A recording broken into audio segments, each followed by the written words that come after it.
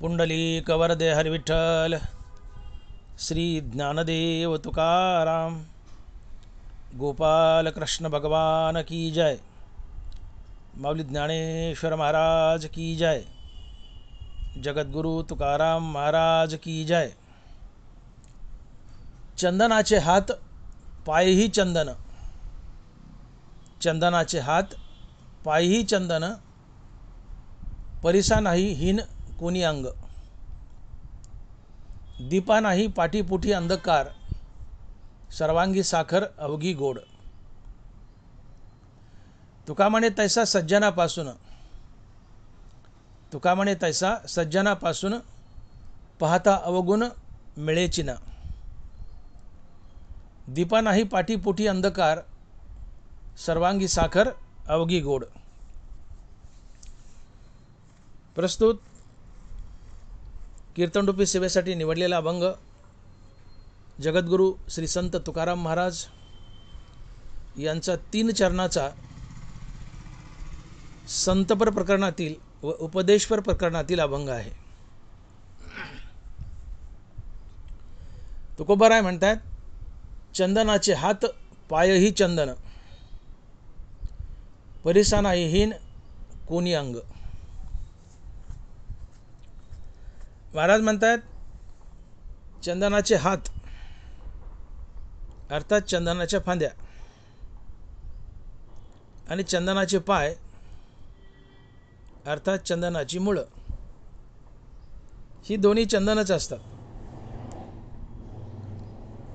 चंदनाचे हात व चंदनाचे पाय अर्थात चंदनाच्या फांद्या आणि चंदनाच्या मुळ्या, ही दोन्ही चंदनच असतात। एवढंच काय तर चंदनाचा प्रत्येक अवयव चंदनच असतो। चंदनाच्या मुळ्या, चंदनाचं खोड, चंदनाच्या फांद्या, चंदनाची पानं, चंदनाची फुलं, ही सगळी चंदनच असतात। कारण चंदनाचा प्रत्येक अवयव सुगंधच देतो। चंदनाच्या ठिकाणी एकही अवगुण नसतो। चंदनाच्या ठिकाणी सगळी सद्गुणच असतात। जशी चंदनाच्या ठिकाणी एकही अवगुण नसतो व सर्व सद्गुणच असतात, तसे परिसाच्या ठिकाणीही एकही अवगुण नसतो, सर्व सद्गुणच असतात। परिस कोणत्याही बाजूने लोखंडाला चिटकवा, तो लोखंडाचं सोनच करतो। अर्थात परिस कोणत्याही बाजूने निकृष्ट नसतो, तो चारी बाजूने सुकृष्ट असतो, चांगला असतो। अर्थात परिसामध्ये एकही अवगुण नसतो, परिसामध्ये सर्व सद्गुणच असतात। परिस कोणत्याही बाजूने लोखंडाला लावा, तो लोखंडाचं सोनच करतो। तात्पर्य, परिसामध्ये एकही अवगुण नसतो, परिसामध्ये सर्व सद्गुणच असतात। त्याचप्रमाणे दिव्याच्या ठिकाणीही एकही अवगुण नसतो, सर्व सद्गुणच असतात। दिव्याच्या कोणत्याही बाजूस अंधकार नसतो, दिव्याच्या सर्वच बाजूने प्रकाश असतो। अर्थात दिव्याच्या अंगी एकही अवगुण नसतो, दिव्याच्या अंगी सर्व सद्गुणच असतात। त्याचप्रमाणे साखरेच्या ठिकाणी सुद्धा एकही अवगुण नसतो, साखरेच्या ठिकाणी सर्व सद्गुणच असतात।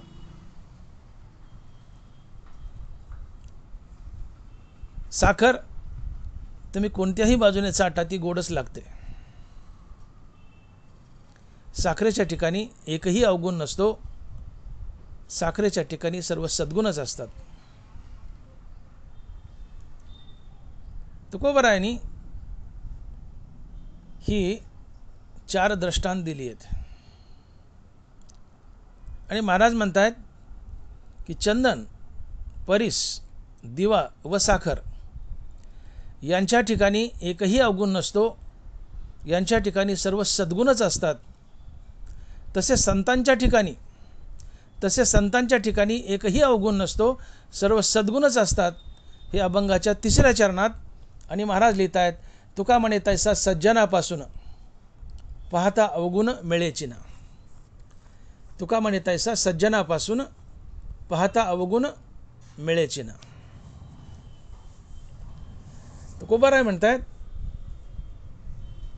की जसं चंदन, परीस, दिवा व साखर यांच्या ठिकाणी एकही अवगुण सापडत नाही, यांच्या ठिकाणी सर्व सद्गुणच भरलेले असतात, त्याप्रमाणे सज्जनाच्या ठिकाणी अर्थात संतांच्या ठिकाणी एकही अवगुण सापडत नाही, संतांच्या ठिकाणी सर्व सद्गुणच ठासून भरलेले असतात. आणि म्हणून महाराज लिहित आहेत की तुका म्हणे तैसा सज्जनापासून पाहता अवगुण मिळेची ना. तुकोबारांनी सज्जन शब्द वापरलाय. सज्जन शब्द तुम्ही फोडा, सज्जन शब्दाचा विग्रह करा. सत अधिक जन बरोबर सज्जन, सत अधिक जन बरोबर सज्जन. सत म्हणजे भगवंत, सत्य तू सत्य तू सत्य तू विठ्ठला, जो त्रिवार सत्य आहे, जो नित्य आहे, जो सदा आहे, सर्व काळ आहे, जो जन्म मृत्यूरहित आहे, तो सत्य असतो. या जगतात फक्त विठ्ठल सत्य आहे. सत्य तू सत्य तू सत्य तू विठ्ठला. विठ्ठल सत्य आहे, ज्याचा कधी नाश होत नाही, ज्याचा कधी जन्म होत नाही, स्वतः तो सत्य असतो. विठ्ठल सत्य आहे. संतही विठ्ठलच असतात. देवते संत, देवते संत, निमित्त त्या प्रतिमा. देव आणि संत एकच असतात. संत ते प्रत्यक्ष पुरुषोत्तम, ते चालते बोलते परब्रह्म. संत म्हणजे चालता बोलता जिवंत भगवान श्रीकृष्ण अर्थात जिवंत विठ्ठल. आणि मग संत म्हणजेच भगवंत, आणि भगवंत सत्य आहे. आणि म्हणून सत अधिक जन बरोबर सज्जन. तर सज्जन या शब्दाचा अर्थ सरळ सरळ होतो संत किंवा भगवंत, परंतु या ठिकाणी आपल्याला अर्थ घ्यायचा आहे संत. आणि म्हणून सज्जन म्हणजे संत. मग तुकोबाराय म्हणतात की चंदन, परीस, दिवा आणि साखर या चारीच्या ठिकाणी एकही अवगुण नसतो, या चारीच्या ठिकाणी सर्व सद्गुणच असतात. तसं संतांच्या ठिकाणी अर्थात सज्जनांच्या ठिकाणी एकही अवगुण नसतो, सर्व सद्गुणच ठासून भरलेले असतात. आणि म्हणून महाराज म्हणतात की तुका म्हणे तैसा सज्जनापासून पाहता अवगुण मिळेची ना. तुकोबारांनी 4 सुंदर दृष्टांत दिलेत. पहिला दृष्टांत चंदनाचा आहे. महाराज म्हणतात चंदनाचे हात पायही चंदन,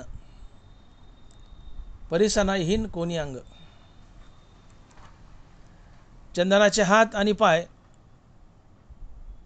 नवे नवे सगळे चंदनच, हे चंदन असते. चंदनाचे हात आणि पाय म्हणजे चंदनाच्या फांद्या आणि मुळ्या. तर फांद्या, मुळ्या आणि इतर उरलेली सगळीच अवयव चंदनाचे हे चंदनच असतात. चंदनाची सगळीच अवयव सुगंध देतात. आणि म्हणून महाराजच म्हणतात की तुका म्हणे गुण चंदनाचे अंगी, तुका म्हणे गुण चंदनाचे अंगी, तैसे तुम्ही जगी संतजन. चंदनाच्या ठिकाणी जे गुण आहेत ते गुण संतांच्या ठिकाणी असतात. का तर चंदनाच्या ठिकाणी एकही अवगुण नसतो, चंदनाच्या ठिकाणी सर्व सद्गुणच असतात. म्हणून संतांना चंदनाची उपमा दिली आहे.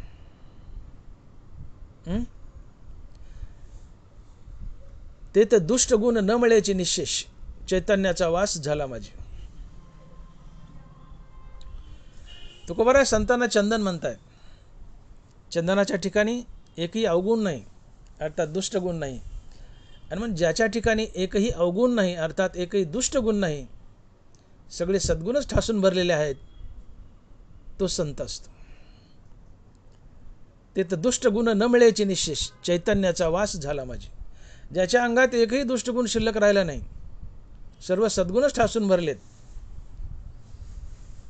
तिथं चैतन्याचा वास असतो. आणि चैतन्याचा वास असणं म्हणजे तुम्ही मुक्तीवर भजनयुक्त आहात, तुम्ही संत आहात.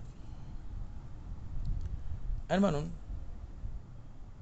तुकोबाराय संतांना चंदनाची उपमा देतात.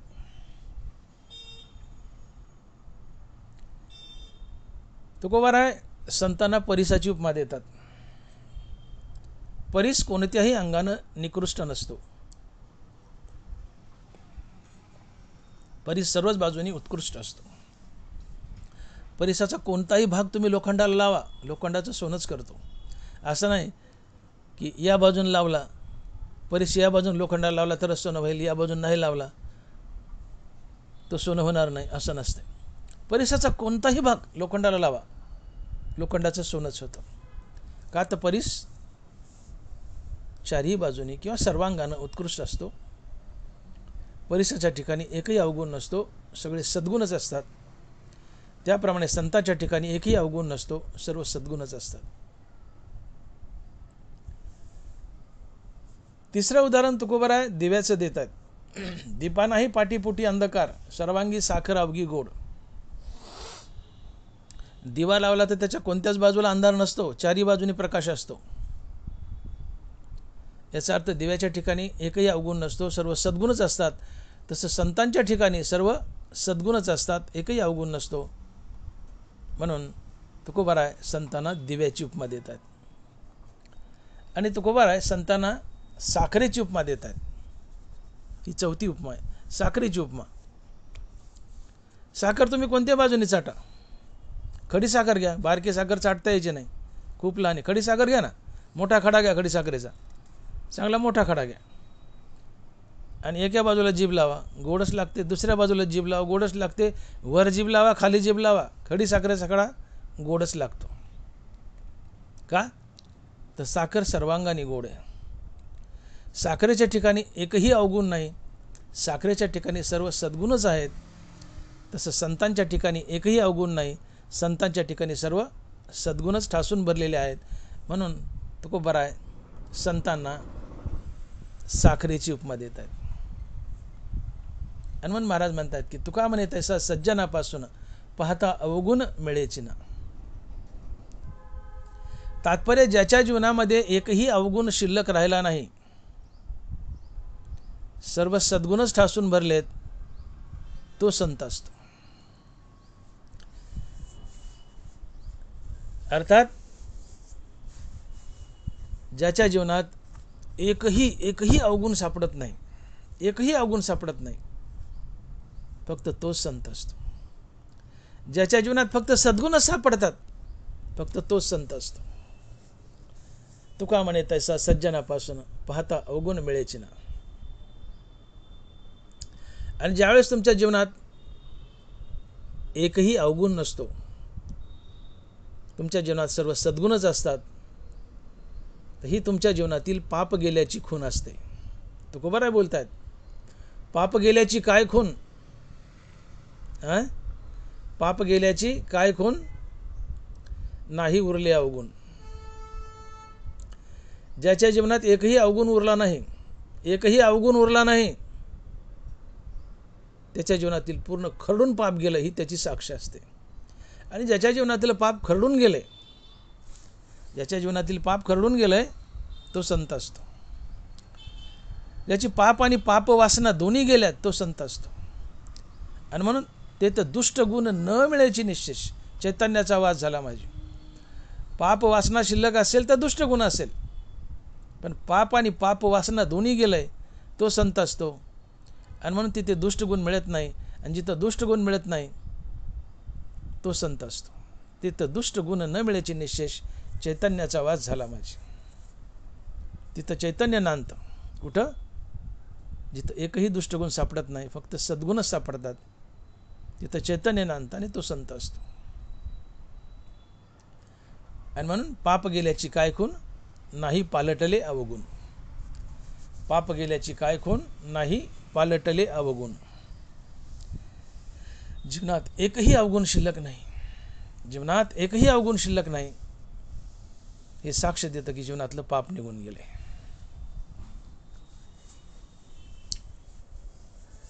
आता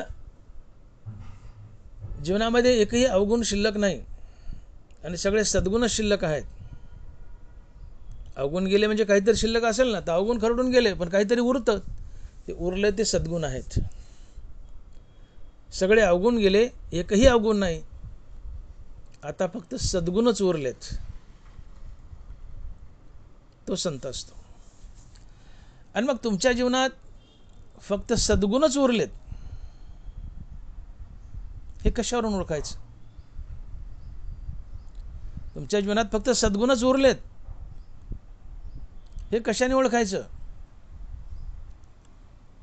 नवराय बोलतायत, तैसे हृदयचे निज्ञाने देही उमटती चिन्हे, ते सांगू आता अवधाने चांगे ऐक. तैसे हृदयचे निज्ञाने देही उमटती चिन्हे, ते सांगो आता अवधाने चांगे ऐक. तुम्हाला आत्मज्ञान झाले, तुम्ही मुक्त झाले, मुक्तीवर भजनयुक्त आहेत म्हणजे संत झाले. मग तुम्हाला आत्मज्ञान झाले, तुम्ही संत झाल्यात, अर्थात तुमच्या हृदयात आत्मज्ञान राहायला आले, तर तात्काळ तुमच्या जीवनात किंवा तुमच्या शरीरावर काही चिन्ह उमटतात, तुमच्या जीवनात काही लक्षणे येतात. ज्ञानोबा तेच बोलतायत, तैसे हृदयचे निज्ञाने देही उमटती चिन्हे, ते सांगो आता अवधाने चांगे ऐक. तुमच्या हृदयामध्ये आत्मज्ञान प्रगट झालं रे झालं की तुमच्या देहावर काही चिन्ह उमटतात, काही लक्षणं उमटतात. चिन्ह म्हणजे काय फुल्या ठसे उमटत नाहीत, तुमच्या जीवनात काही लक्षणे येतात आणि ती लक्षणं सांगत असतात की तुम्हाला आत्मज्ञान झाले, तुम्ही संत पदाला पोहोचलायत. आणि याचं उत्तम उदाहरण देताना ज्ञानोबा लिहित आहेत, वसंताचे रिगवणे झाडांचे नि साजेपणे, तेवी जाणीजे करणे सांगती ज्ञान. वसंत ऋतूचं आगमन झालं म्हणजे एखादा वसंत नावाचा मनुष्य काठी घेऊन येत नाही. वसंत नावाचा मनुष्य नव्हतो, वसंत नावाचा मनुष्य नसतो. मग वसंताचं आगमन झालं हे कसं ओळखायचं? तर वसंताचे रिगवणे झाडांचे निसाजेपणे, झाडं पानं आणि फुलानं नटली की समजून घ्यायचं वसंताचं आगमन झालं. वसंताचे रिगवणे झाडांचे निसाजेपणे, तेवी जाणीजे करणे सांगती ज्ञान. झाडं नटली, सजली, झाडाला नवीन पालवी फुटली, झाडं नटली की समजून घ्यायचं वसंताचं आगमन झालं. तसं साधक सद्गुणानं नटला की समजून घ्यायचं त्याच्या जीवनात आत्मज्ञानाचं आगमन झालं, तो संत बनला. कारण तुमच्या इंद्रियाच्या कृतीतून तुमचं आत्मज्ञान झळकत असतं, तुमचं संतपद झळकत असतं. तेवी जाणीजे करणे सांगती ज्ञान. करण म्हणजे इंद्रिय. तुमच्या इंद्रियाच्या कृतीतून कळतं की तुम्हाला आत्मज्ञान झाले आणि तुम्ही संत झालायत. ज्ञानोबा बोलतायत, वृक्षाची पाताळी जळ सापडे मुळी, ते शाखाचे बहाळी बहारी दिसे. झाडाच्या फांद्याला टवटवी आली की समजून घ्यायचं की झाडाच्या मुळाला पाणी सापडले. वृक्षाशी पाताळी जळ सापडे मुळी, ते शाखाचे बहाळी बहारी दिसे. फांद्या पानांना टवटवी आली की समजून घ्यायचं की झाडाच्या मुळाला पाणी खाली जमिनीत सापडलं. तसं साधक सद्गुणाने नटला की समजून घ्यायचं साधकाला आत्मज्ञान झालं, तो संत पदाला पोहोचला. का भूमीचे मार्दव सांगे कोंबाची लवलव, नाना आचार गौरव सुकुलिनाचे. जमीन किती कसदार आहे हे जमिनीत उगलेल्या पिकावरून कळतं. तसं तुम्हाला आत्मज्ञान झालंय हे कसं कळतं? तुमच्या अंगी प्रकट झालेल्या सद्गुणानं कळतं. संभ्रमाची आयती आहे स्नेह जसा ये प्रतीती, समारंभाची आयती स्नेह जसा ये प्रतीती, का दर्शनाची प्रशस्ती पुण्यपुरुष. आपण एखाद्याच्या घरी गेलो पाहुणे होऊन, आपली खूप खातिरदारी केली, याहून ओळखून येतं की त्या यजमानाला आपल्याबद्दल खूप प्रेम आहे, अनुमान प्रमाण. समोर एखादा मनुष्य भेटलाय, त्याला पाहिलं की आपल्याला प्रसन्न वाटतं, तो हवाहवासा वाटतो, समजून घ्यावं तो पुण्यवान आहे. आणि समोर मनुष्य भेटलाय आणि त्याला पाहिलं की आपली तिडीक उठते, वाटतं कशाला भेटलंय, आपला माथा ठणकतो, समजून घ्यावं ते पापी आहे. पण समोरचं भेटलंय आणि भेटल्या भेटले आपल्याला प्रफुल्लित वाटले, प्रसन्न वाटले, समजून घ्यायचं पुण्यवान व्यक्ती. दर्शनाचे प्रशस्ती पुण्यपुरुष. समोरची व्यक्ती पाहिली आणि आपल्याला प्रसन्न वाटलं, समजून घ्यावं की पुण्यवान व्यक्ती आहे. साधक सद्गुणानं नटला की समजून घ्यावं हा आत्मज्ञानी आहे, हा संत आहे. आणि मग ज्ञानोबा बोलतायत की तैसे हृदयची निज्ञाने देही उमटती चिन्हे, ते सांगो आता अवधाने चांगे ऐक. तुमच्या हृदयात आत्मज्ञान राहायला आलं रे आलं की तुमचे इंद्रिय अशा कृती करू लागतात की प्रत्येक कृती शुभ असते, सज्जन असते. हात उठला आशीर्वाद द्यायलाच, हात उठला दान द्यायला, डोळा पवित्र राखीन, कान पवित्र ऐकेन, वाणी गोडच बोलेल, साचे आणि मवाळ, मी तुले परी सरळ, शब्द जैसे कल्लोळ अमृताचे. पुढा स्नेह पाजरे मागा चालती अक्षरे, शब्द पाठी अवतरे आधी कृपा. प्रत्येक कृती रसाळ असते, प्रत्येक कृती मवाळ असते. कृतीतून प्रत्येक इंद्रियातून सद्गुण टपकत असतात, झळकत असतात. आणि सद्गुण सांगत असतात तुम्हाला आत्मज्ञान झाले, तुम्ही मुक्त आहात, मुक्तीवर भजनयुक्त आहात, तुम्ही संत आहात. आणि म्हणून चंदन, परीस, दिवा आणि साखर यांच्या अंगी एकही दुर्गुण नसतो, एकही अवगुण नसतो, सगळे सद्गुणच असतात. तसं सज्जनाच्या ठिकाणी अर्थात संतांच्या ठिकाणी एकही अवगुण नसतो, सगळे सद्गुणच ठासून भरलेले असतात.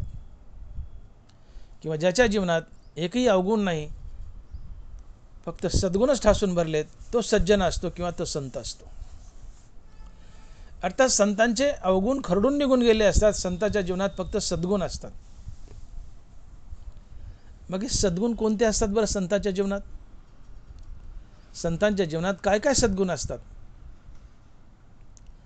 तर संतांच्या जीवनात काय काय सद्गुण असतात हे सांगताना ज्ञानोबा लिहित आहेत, अमानित्वम दंभित्वम हिंसा क्षांतिरार्जवम आचार्य पाषण शौच स्थैर्यमात्म विनिग्रह. ही सद्गुणाची यादी सांगताना, संतांच्या ठिकाणी असलेल्या सद्गुणाची यादी सांगताना ज्ञानोबा 18 सद्गुण सांगतात. ती 18 सद्गुण पुढील प्रमाणे, एकूण 18 सद्गुण सांगितलेत. त्यातला पहिला सद्गुण आहे अमानित्व, दुसरा अदंभित्व, तिसरा अहिंसा, चौथा शांती, पाचवा आर्जव, सहावा आचार्यपासन, सातवा शौच, आठवा स्थैर्य, नववा अंतकरण निग्रह, 10वा वैराग्य, 11वा अनहंकार, 12वा जन्म मृत्यू जरा व्याधी दुःख दोष अनुदर्शन, 13वा अनासक्ती, 14वा समचित्त, 15वा भगवान श्रीकृष्णाच्या ठिकाणी अनन्य अव्यभिचारी भक्ती, 16वा एकांत प्रियता, 17वा अध्यात्मज्ञान नित्यत्व आणि 18वा तत्वज्ञानार्थ दर्शनम. ही 18 सद्गुण आहेत. अमानित्व, अदंभित्व, अहिंसा, शांती, आर्जव, आचार्यपाषण, शौच, स्थैर्य, अंतकरण निग्रह, वैराग्य, अनहंकार, जन्म मृत्यू जरा व्याधी दुःख दोष यांचं अनुदर्शन, अनासक्ती, समचित्त, भगवान श्रीकृष्णाच्या ठिकाणी अनन्य अव्यभिचारी भक्ती, एकांत प्रियता, अध्यात्मज्ञान नित्यत्व आणि तत्वज्ञानार्थ दर्शन. ही 18 सद्गुण आहेत. आणि 18 सद्गुण ज्याच्या जीवनात दिसतात फक्त तोच संत असतो, फक्त तोच संत असतो. याशिवाय नाथ महाराज आणखीन काही लक्षणं सांगतायत. नाथ महाराज म्हणतात की एका जनार्दनी संत देव त्यांचा अंकित दास होय. एका जनार्दनी संत देव त्यांचा अंकित दास होय. नाथ महाराज म्हणतात संत कुणाला म्हणावं, तर महाराज म्हणतात ज्याच्याजवळ विवेक वैराग्य आहे, श्री गुरुच्या कृपेने ज्याला आत्मज्ञान झालंय,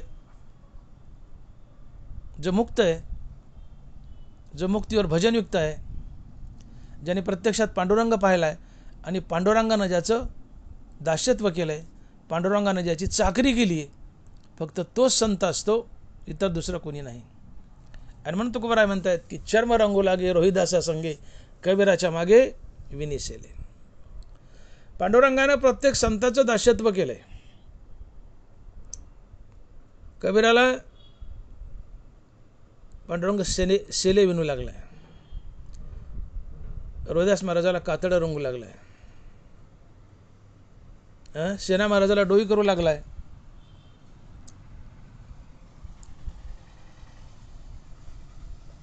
सावता महाराजाला खुरपू लागलाय, जनाबाईला दडू लागलाय, गावऱ्या थापू लागलाय, जनाबाईच्या व मारल्यात.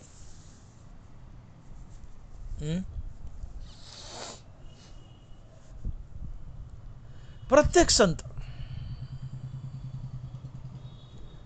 आपल्या वारकरी संप्रदायात जेवढे संत होऊन गेले त्या प्रत्येक संतांना पांडुरंगानं त्यांच्या संसारात मदत केली आहे. उच्च नीच काही नेने भगवंत तिसरे भाव भक्ती देऊन देखून या अभंगात यादीच दिली तुकोबरायांनी की पांडुरंगानं कुणाकुणाचं दास्यत्व केले. आणि म्हणून नाथ महाराज म्हणतात की एका जनार्दनी संत किंवा एका जनार्दनी भक्त देव त्यांचा अंकित दास होय. ज्याने प्रत्यक्षात पांडुरंग पाहिला आणि पांडुरंगानं ज्यांची चाकरी केली आहे, फक्त ते संत असतात, इतर दुसरं कोणी नाही. आणि म्हणून ज्याच्याजवळ विवेक वैराग्य आहे, श्रीगुरूच्या कृपेने ज्याला आत्मज्ञान झाले, जो मुक्त आहे, जो मुक्तीवर भजनयुक्त आहे, ज्याने प्रत्यक्षात पांडुरंग पाहिला आणि पांडुरंगाने ज्यांची चाकरी केली, फक्त ते संत असतात, इतर दुसरं कोणी नाही. अर्थात जो देहून देवाचं नाव घेतो तो संत असतो. जो देहून देवाचं नाव घेतो तो संत असतो. मी चिहुनी पांडवा करीती माझी सेवा. मी होऊन म्हणजे देहून, मी चिहुनी पांडवा करीती माझी सेवा. अर्थात जो देहून देवाचं नाव घेतो तो संत असतो. 15.5 मिसळावे ते 15.5 चिवावे, ती मी झाली या संभवे भक्ती माझी. मी झाली म्हणजे देव झाल्यावर, कृष्ण झाल्यावर मी झाली या संभव्य भक्ती माझी. म्हणजे देवहून देवाचं नाव घेतो तो संत असतो. मिळोनी मिळतचे असे समुद्री गंगाजळ जैसे, मी होनी मज तैसे सर्वस्वे भजती. मी होनी मज तैसे सर्वस्वे बसती. अर्थात देवहून देवाचं नाव घेतो तो संत असतो. ज्ञान गिळून गावा गोविंदो, जो ज्ञान गिळून गोविंद गातो तो संत असतो. जे जे भगवत भजन करीत तया भागवत मनिजेत, जे जे भगवत भजन करीजेत तया भागवत मनिजेत. मुक्तीवरी भजनयुक्त महाभागवत उद्धव. मुक्तीवरी भजनयुक्त महाभागवत उद्धव. जो मुक्तीवर भजनयुक्त आहे तो महाभागवत आहे. महाभागवत म्हणजे संत. ऐसा बोधची केवळी होऊन असे निष्कळू, ऐसा बोधची केवळ होऊन असे निष्कळू, त्याही वरी भजन शिळू माझ्या ठाई. आत्मबोध झालाय तरी भगवंताचं नामचिंतन चालूच आहे, तो संत असतो. अनन्य या परी मी झाली आहे मातेवरी. नानावरा बोलतात अनन्य या परी मी झाली आहे मातेवरी. मी झाल्यावर म्हणजे देव होऊन सुद्धा पुन्हा माझ्या ठिकाणी अनन्य भक्ती आहे. अर्थात जो देव होऊन देवाचं नाव घेतो फक्त तो संत असतो, इतर दुसरं कोणी नाही. आणि अशा संताच्या ठिकाणी एकूण 18 सद्गुण सापडतात. आणि त्या सद्गुणाची यादी आपण वाचली आहे. थोडक्यात अर्ध्या मिनिटात एक एक सद्गुण पाहूया आपण. कारण ज्याच्या जीवनात एकही अवगुण नाही आहे, फक्त सद्गुणच आहे, तो संत असतो. अर्थात संताच्या जीवनात फक्त सद्गुण असतात. मग ते सद्गुण कोणते की ज्याहून संत ओळखावा, तर ती सद्गुणाची यादी म्हणजे अमानित्व, अदंबित्व वगैरे वगैरे. ती 18 लक्षणे आहेत संताची, 18 सद्गुण आहेत. अर्ध्या 1-1 मिनिटात सर्वांवर प्रकाश टाकूयात. तर अमानित्व की ज्या माणसाला कोणाचीही बरोबरी करावी वाटत नाही, मान देण्यास योग्य असतो, परंतु कोणी मान दिला तर मान दिलेला त्याला आवडत नाही.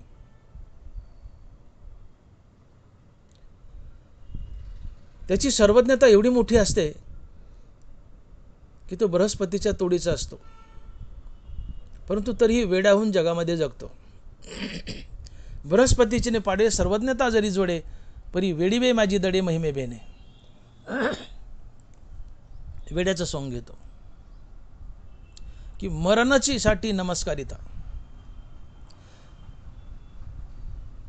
आदरे देईल भेटी की सत्काराची गोटी, ते तर मरणाची साठी नमस्कारिता. संताला कुणी नमस्कार केला तर त्याला मरण आल्यासारखं वाटतं. गरिमे ते अंगाकडे येऊच नेदी, कवनेही विषयीचे साम्य होणे न रुचे, संभावितपणाचे ओझे जया. कुणाचीही त्याला बरोबरी करावं वाटत नाही, मोठेपणाचं ओझं वाटतं. तो मोठा असतो, मान देण्यासाठी पात्र असतो, पण त्याला कोणी मान दिला तर तो नकोसं वाटतं. जसं पारद्याच्या जाळ्यात हरिण सापडा तर गडबडून जातो, तसं त्याला कोणी मान दिला तर तो गडबडून जातो. त्याला आपली पूजा आपल्या डोळ्याने पाहावीशी वाटत नाही, आपली कीर्ती आपल्या कानानं ऐकावीशी वाटत नाही. पूज्यता डोळा न देखावी, स्वकीर्ती कानी न ऐकावी, हा अमुक आयशी न व्हावी सेची लोके. आपली पूजा आपल्या डोळ्यानं पाहणं ही मरण आहे. बऱ्याचशा लोकांनी, महाराज लोकांनी सध्या आपली फोटो बाजारात आणलीत आपल्या हयातीत. महाराज कोणाच्या तरी घरी कीर्तनाला गेला असतो, कीर्तन झालं, संध्याकाळी मुक्काम पडतो, सकाळी महाराज उठून आंघोळ करून फ्रेश होऊन बैठकीत बसतो. त्याच बैठकीत त्याच महाराजाचा त्या यजमानाने फोटो लावलेला असतो आणि महाराजासमोर तो यजमान महाराजाच्या फोटोला उदबत्ती ओळत असतो. धनाबारा म्हणतात, पूज्यता डोळा न देखावी. आपली पूजा आपण आपल्या डोळ्याने पाहू नये, आपली पूजा आपल्या डोळ्याने पाहणंही मरण आहे. आपली कीर्ती आपल्या कानानं ऐकणंही मरण आहे. सध्या अनेक महाराजांनी आपले फोटो बाजारात आणले आहेत आणि आपल्या फोटोची आपल्या डोळ्यापुढे पूजा करून घेतात, हे मरण आहे. पूज्यता डोळा न देखावी, स्वकीर्ती कानी न ऐकावी.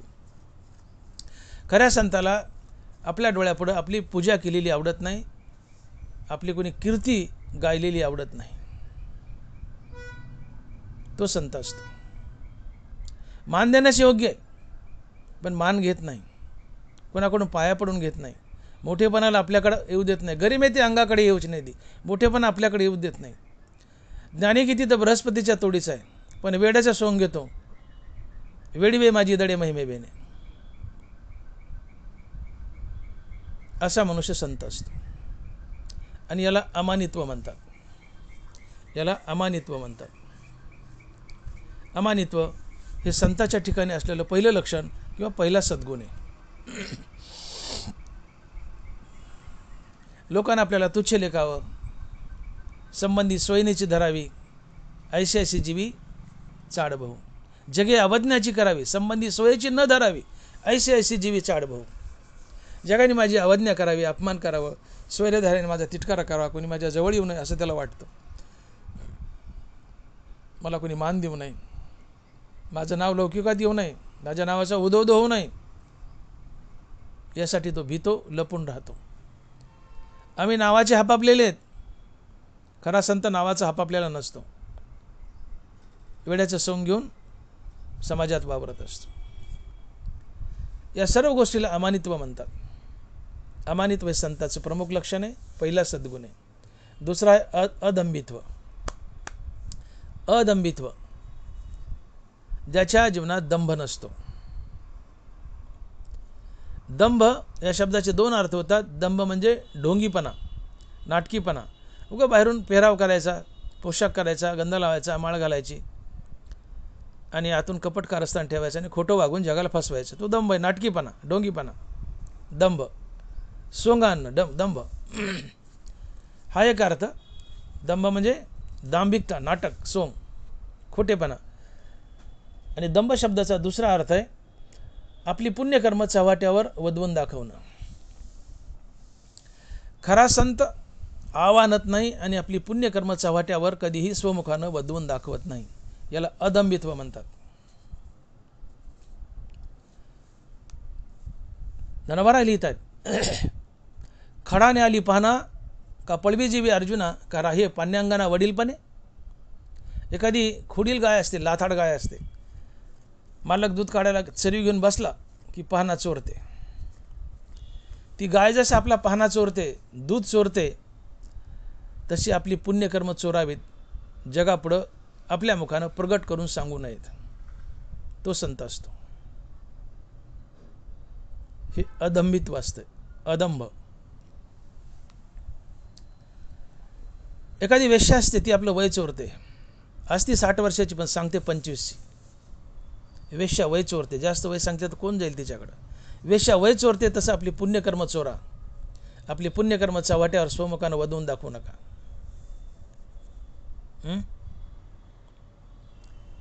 बरोबर म्हणतायत, द्रष्टा द्रष्टाचा सखा, धर्म झाला फोकारीचे देखा, तारिता तोची दोखा लागी होय.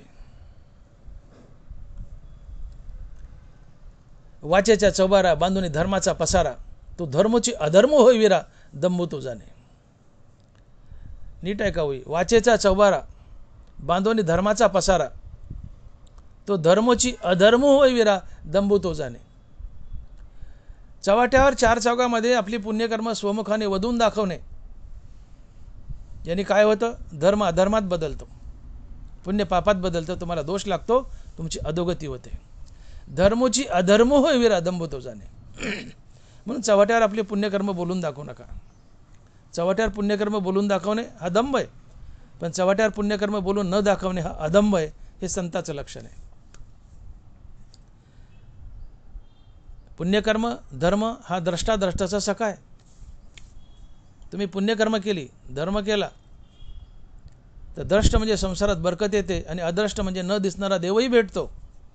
हनुमान माऊली म्हणतात, द्रष्टाद्रष्टाचा सखा, धर्म झाला फोकारीचे देखा, तारिता तोची दोखा लागी होय. अर्थात संसारात बरकत देणारा आणि देवाची भेट घालून देणारा असा पुण्य, असं धर्म जर तुम्ही फोकारला, अर्थात 4 चौघात तोंडानं बोलून दाखवला, तर तुम्हाला दोष लागतो. पुण्य पापात बदलतं, धर्म अधर्मात बदलतो, तुमची अधोगती होते. आणि म्हणून चव्हाट्यावर आपली पुण्यकर्म कधी वधवून दाखवू नका. नेकी कर दर्या में फेक. धनबरा बोलतात, अड्डू आतुडे आडवी, तो जैसा अड्डेता हरवी, का कुळवधू लपवी अवयते. एखादा श्रीमंत मनुष्य जंगलात सापडला तर तो आपली श्रीमंती लपवतो. माझजवळ काय नाही व्हा. चोर म्हणतो, सांग काय तुझं. साहेब मामा माझजवळ काय हो, मी गरीब आहे. असतो शेठजी लाखो रुपये जवळ, पण मग माझजवळ काय हो, माझजवळ काय. जंगलात सापडलेला शेठजी जशी आपली श्रीमंती लपवतो, तशी आपली पुण्यकर्म लपवून ठेवा. चव्हाट्यावर वधून दाखवू नका. किंवा कुळवधू खानदानी बाई जशी आपली अवयव लपवून ठेवते, पदराखाली झाकून ठेवते, तशी आपली पुण्यकर्म लपवून ठेवा, झाकून ठेवा. चव्हाट्यावर 4 चौघामध्ये वधवून दाखवू नका. नाना कृषी वळू आपले पांघरू पेरिले, तशी झाकी निपजले दानपुण्य. कृषीवळ म्हणजे शेतकरी. शेतकरी जसं पेरलेलं बी रासने घेऊन झाकून ठेवतो, तसं आपलं पुण्यकर्म झाकून ठेवा. आपलं पुण्यकर्म झाकून ठेवणं हा अदंभ आहे, अदंबित्व आहे. आणि अदंबित्व हा सद्गुण आहे. हे संताचं लक्षण आहे. आणि म्हणून अमानित्व, अदंबित्व ही संतांची प्रमुख 2 लक्षणं आहेत. अर्थात संतांची प्रमुख 2 सद्गुण आहेत. तिसरा आहे अहिंसा. शरीरे वाचा मानसे जगाच्या सुखोद्देशे, रहाटने ते अहिंसे रूप जाण. आपल्या शरीरानं, वाणीनं आणि मनानं अशा कृती कराव्यात की आपल्या प्रत्येक कृतीतून समोरच्या माणसाला सुख होईल, याला अहिंसा म्हणतात. आणि आपल्या शरीरानं, वाणीनं आणि मनानं समोरच्याला दुःख होईल अशा कृती करणं ही हिंसा आहे. हिंसा म्हणजे केवळ कुणाचा खून करणं एवढंच नाही आहे. खून करणं तर हिंसाच आहे, पण तुम्ही कुणाचा खून केला, कुणाला हाणलं, मारलं, शारीरिकदृष्ट्या कोणाच्या उपयोगी नाही आले, त्यांना दुखवलं, ही सुद्धा हिंसा आहे. तिला शारीरिक हिंसा म्हणतात. तुम्ही वाणीने तोंड टाकून बोलले, कोणाला दुखवलं, ही सुद्धा हिंसा आहे, ती वाचिक हिंसा आहे. मनानं कोणाचं वाईट चिंतलं, ती हिंसा आहे, तिला मानसिक हिंसा म्हणतात. आणि म्हणून अहिंसा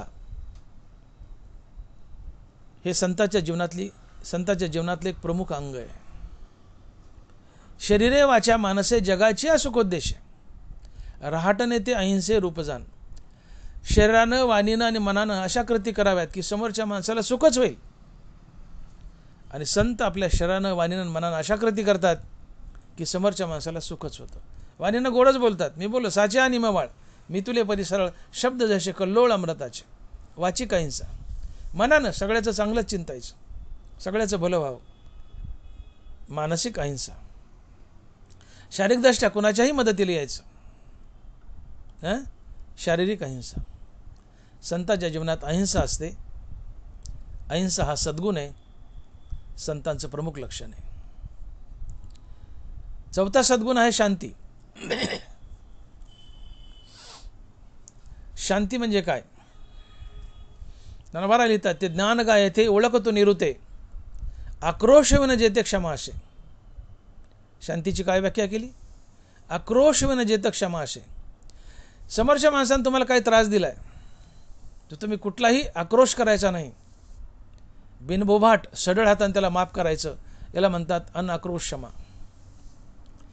समोरच्याने तुम्हाला त्रास दिलाय आणि थोड्या वेळ समोरचा आला आणि तुमची माफी मागू लागलाय, तुमच्या पायावर लोळायला, माफ करा माफ करा, तुम्ही आळेपिळे घ्यायचे आणि नंतर बळच त्याला माफ करायचं, त्याला काय चव नाही. ती आक्रोश क्षमा झाली. क्षमा ही अनआक्रोश असावी. ते ज्ञान गाय येथे ओळखतो निरुते, आक्रोश न जेत क्षमा असे. क्षमा ही अनआक्रोश असावी. समोरच्याने तुम्हाला घाण बोलला, वाईट बोललाय, तुम्ही काही माइंड करायचं नाही, मनावर घ्यायचं नाही. आणि पुढचा तुम्हाला शरण आला आणि बोलू लागलाय, काही आळेपिळे न घेता त्याला सढळ हाताने माफ करा. ती शांती असते. अर्थात तुमच्या जीवनात येणारं कुठलंही संकट, कुठलंही दुःख, कुठली आपत्ती तुम्ही बिनबुबाट सहन करता, ती शांती असते. काही आहे तुमच्या जीवनात येऊ, काही येऊ, तुम्ही सहज सहन करता, तुम्हाला त्याचं दुःखच होत नाही. बरोबर आहे. शांतीचं उदाहरण देताना लिहितायत, माऊली म्हणतायत, पडियंते लेणे अंगे भावे जेणे. नीट आहे का? पडियंते लेणे अंगे भावे जेणे, धरिजे तेवी सहाने सर्व चितया. एखादा आवडीचा दागिना असतो, चप्पल हारे, पोहे हारे, गंठणे, बाईच्या आवडीचा दागिना. बाई जितक्या प्रेमानं अंगावर धारण करते, तितक्या प्रेमानं तो संत जीवनात येणारं प्रत्येक दुःख धारण करतो. काय महानता आहे बघा. की बाईला आवडणारा दागिना तिचा अतिप्रिय दागिना आहे. ती ज्या आवडीने अंगावर धारण करते, तसं प्रत्येक दुःख, प्रत्येक संकट संत आवडीने आपल्या अंगावर धारण करतो. ही शांती असते. जो मान अपमानाते सहाय सुख दुःख जेत, जो मान अपमानाते सहाय सुख दुःख जेत समाये, निंदा स्तुती नो हे दुखंडू जो.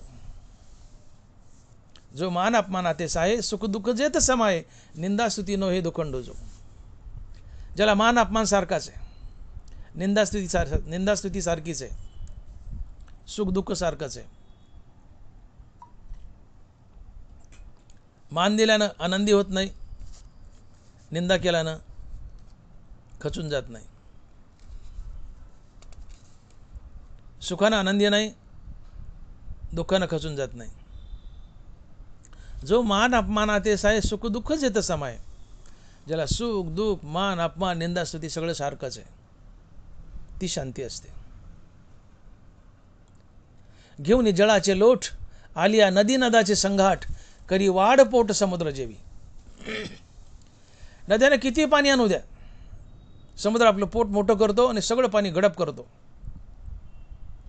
तसं संताच्या जीवनात किती दुःख आणि संकट येऊ द्या, तो आपलं पोट मोठं करतो आणि सगळं पोटात सामावून घेतो. ती शांती असते. आणि सहन करतोय हे आपल्या चेहऱ्यावर दाखवते नाही. निमूटपणे सहन करतो आणि चेहऱ्यावर दाखवते ना की मी सहन करतोय. ती शांती असते. अर्थात ज्याच्या ठिकाणी सुख दुःख निंदास्तुती मान अपमान सगळं सारखं आहे, ज्याचा कुणी अपमान केला, त्याला काही वाईट बोललं, तर तो कुठले आळेपिळे न घेता अनाक्रोशपणे त्याला क्षमा करतो, ही शांती असते. जो कायमचा स्थिरावलाय ती शांती असते. जो काही सहन करतो, बॅडली रिॲक्ट होतच नाही, ती शांती असते. ज्याच्या ठिकाणी सहन न करणं असं काहीच नाही, सगळं सहन करतो आणि सहन करून चेहऱ्यावर दिसू देत नाही, ती शांती असते. न सहने असे काहीच नाही आणि साहतू असेही स्मरण न उरे. तो काही सहन करतो आणि सहन केलेलं चेहऱ्यावर दिसू देत नाही, स्मरणात ठेवत नाही, विसरून जातो, ती शांती असते. ज्याच्या जीवनात शांती, तो संत आहे. शांती हा सद्गुण आहे. शांती हा चौथा सद्गुण आहे. पाचवा सद्गुण आहे आर्जव. आर्जव म्हणजे अंतकरणाची सरळता. अमृताची धार तैसे उजू अंतर. सूर्य कधी म्हणत नाही मी चांगल्या माणसाला प्रकाश देईल आणि दुष्ट माणसाला प्रकाश देणार नाही. नाही. तोंड पाहुणे चंडासू न करे प्रकाश. बरोबर बोलतायत की सूर्य जसा तोंड पाहून प्रकाश देत नाही, चांगल्याला दिलेला वाईटाला देणार नाही असं नाही. चांगला असो वाईट असो, सूर्य सगळ्यांनाच प्रकाश देतो. तसा समोरचा मनुष्य चांगला असो वाईट असो, संत सगळ्यासोबतच चांगला वागतो. सगळ्याबद्दल त्याचं मन निर्मळ असते. मग समोरचा पापी असो, पुण्यवान असो, दुष्ट असो, चांगला असो, कुणीही असो, संताचं मन समोरच्या माणसाबद्दल हमेशा सरळच असते. राया रंगा पाड धरू नेनते सानिया थोरा कडसने करू एकसरी आनंदाची आवरू होतं जगा. राजा असो, रंका असो, पुण्यवान असो, पापी असो, चांगला असो, वाईट असो, सगळ्यावर सारखी कृपा करतो. सगळ्याबद्दल त्याचं मन अमृताच्या धारेप्रमाणे सरळ असतं. माणूसाप्रती आन आन नवे जयाचे मन. माणसात त्याचं मन वेगळं नसतं. सगळ्या माणसाबद्दल त्याचं मन चांगलंच असतंय, सारखंच असतंय. तो आर्जव असतो. हा आर्जव हे पाचवं लक्षण आहे, पाचवा सद्गुण आहे. सहावा सद्गुण आहे आचार्योपासन. आचार्य म्हणजे गुरु आणि पासन म्हणजे उपासना. गुरुची सेवा. गुरुक्षेत्र गुरुदेवता, गुरुमाता गुरुपिता, गुरुसेवेपर्यंत मार्गून येणे. गुरुच आई, गुरुच देव, सगळं काही गुरुच असं समजून गुरुला शरणागती करतो, गुरुला वंदन करतो आणि गुरुची सेवा करतो. म्हणून जाणतेने गुरु भजिजे तेने कृत्य कार्य होईजे, जसे मूळ सिंचने सहजे शाखा पल्लव संतोषते. शहाण्या माणसाने गुरुला भजावं. गुरु गोविंद दोनों खडे काके लागो पाव, बलिहारी गुरु अपनावो गोविंद दियो बताव. समोर गुरु आणि पांडुरंग उभा आहे, आधी कोणाच्या पाय पडावं? कबीर महाराज म्हणतात आधी गुरुच्या पाय पड, पांडुरंगाच्या पुन्हा पड. का? तर गुरुमुळे तुला पांडुरंग कळतो, गुरुमुळे पांडुरंग भेटतो, म्हणून पांडुरंगापेक्षाही गुरु मोठा आहे. आधी गुरुच्या पाय पड. गुरु गोविंद दोनों खडे काके लागू पाव, बलिहारी गुरु अपनावो गोविंद दियो बताव. हा गुरुसेवेचा महिमा आहे. म्हणून जाणत्याने शहाण्या माणसानं साधकानं जाणतेने गुरु भजिजे तेने कृत्य कार्य होईजे, जसे मूळ सिंचने सहजे शाखा पल्लव संतोषते. झाडाच्या मुळाला सहज पाणी टाकलं पानाला टवटवी येते, तसं गुरुच्या सेवेने आपल्या जीवनाला टवटवी येते. जीवन कृत्य होतं. सद्गुरू आम्हाला मुक्ती मिळवून देतो. आणि म्हणून गुरुच्या भेटीसाठी तळमळ असावी. काही हे बिरडे फिटेल, काही तो स्वामी भेटेल. काही हे बिरडे फिटेल, काही तो स्वामी भेटेल. युगावनी वडील निमेषमानी. एक एक सेकंद युगासारखा वाटतो. कधी हे जन्ममरणाचं बिरडं माझ्या नड्याला लागलं ते सुटेल, मला माझा स्वामी सद्गुरू कधी भेटेल, ही तळमळ असावी. गुरुक्षेत्र गुरुदेवता गुरुमाता गुरुपिता गुरुसेवेपर्यंत मार्गून येणे. सगळं काही गुरुच आहे. तन मन धनानं गुरुची सेवा करा. तेने लाभे विठे समाधीशी. श्री गुरुचे रुपडे उपासी ध्यानी. सर्व काही सद्गुरू. पूर्ण शरणागतीने गुरुची सेवा करा. हा फार मोठा सद्गुण आहे. गुरुशिवाय आत्मज्ञान नाही. आणि मग गुरुची उपासना मनोभावे करणे हा फार मोठा सद्गुण आहे आणि तो संतांच्या जीवनात असतो. याला आचार्योपासन म्हणतात. पुढचा 7वा सद्गुण आहे शौच. बाहेरी कर्मे शाळाला भीतरी ज्ञाने उजळला या दोही परी आला पाखाळा एका.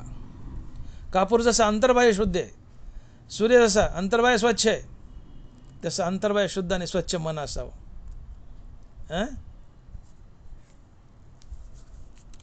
आतून विमल आत्मज्ञान आणि बाहेरून शुद्ध कर्माचरण. अंतरी ज्ञान व्हावे ते बाह्य लाभेल स्वभावे. ज्ञानोबा बोलतात. आतमध्ये ज्ञान असल्याशिवाय, अंतकरण निर्मळ असल्याशिवाय बाहेरून कर्म चांगली होतच नाहीत. अंतकरणात गढूळपणा असेल तर बाहेर कर्म वाईटच होतात. लांडीलबाडीच होते, फसवाफसीच होते, करप्शनच होतं, भ्रष्टाचारच होतो. पण तो अंतकरण निर्मळ आहे, शुद्ध आहे, बाहेरून शुद्ध कर्म होतात. करप्शन आपाप थांबतं, फसवाफसी आपाप थांबते. अंतरी ज्ञान व्हावे मग बाह्य कर्म लाभेल स्वभावे. अन्यथा अंतकरण गढूळ आहे, अंतकरणात मल आहे, अंतकरणात पाप वासना आहे. तर ज्ञानोबा उदाहरण देत आहेत की गाढवाला तीर्थात आंघोळ घातली, ओस घराला तोरण बांधलंय, उपाशी असलेल्या माणसाच्या पोटावर अन्न लिपलंय, पोटात घातलं नाही, पोटावर लिपलंय. कडू दुध्या गुळात शिजवलाय, विधवाबाईने कुंकू लावलंय, सेंदूर भरलाय. ही जशी विटंबना आहे तसं ती विटंबना आहे. काय? अंतकरण शुद्ध नाही आणि बाहेरून कर्म शुद्ध केल्याचं नाटक करतो, ही विटंबना आहे.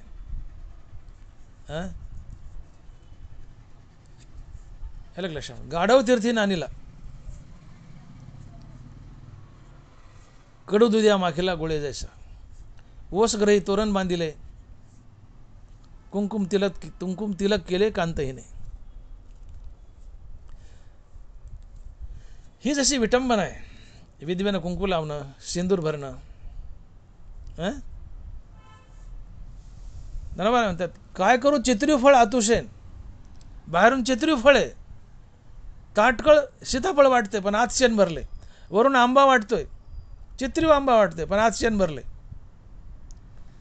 काय करू चित्रीव फळ आतुशेन. तसं तुमचं अंतकरण शुद्ध नसेल तर बाहेरून शेणच असते. तुमच्याहून चांगली कर्म कधी घडत नाहीत. वरून फळ सुंदर दिसते पण आत शेण असते. काय करू चित्रीव फळ आतू शेण. बाहेरून चित्रीव आहे, रेखीव आहे, सुंदर दिसते, तंतोतंत सीताफळ वाटते पण आत फोडलं तर शेण निघते. तसं तुम्ही शो करताय कर्माचा, पण तुमचं अंतकरण शुद्ध नसल्यामुळं त्या कर्मात आणि अंतकरणात शेण भरलेलं असते, अंतकरण मलिन असते. ही विटंबना आहे. पण अंतर्बाह्य शुद्धी असावी. संताच्या ठिकाणी अंतर्बाह्य शुद्धी असते.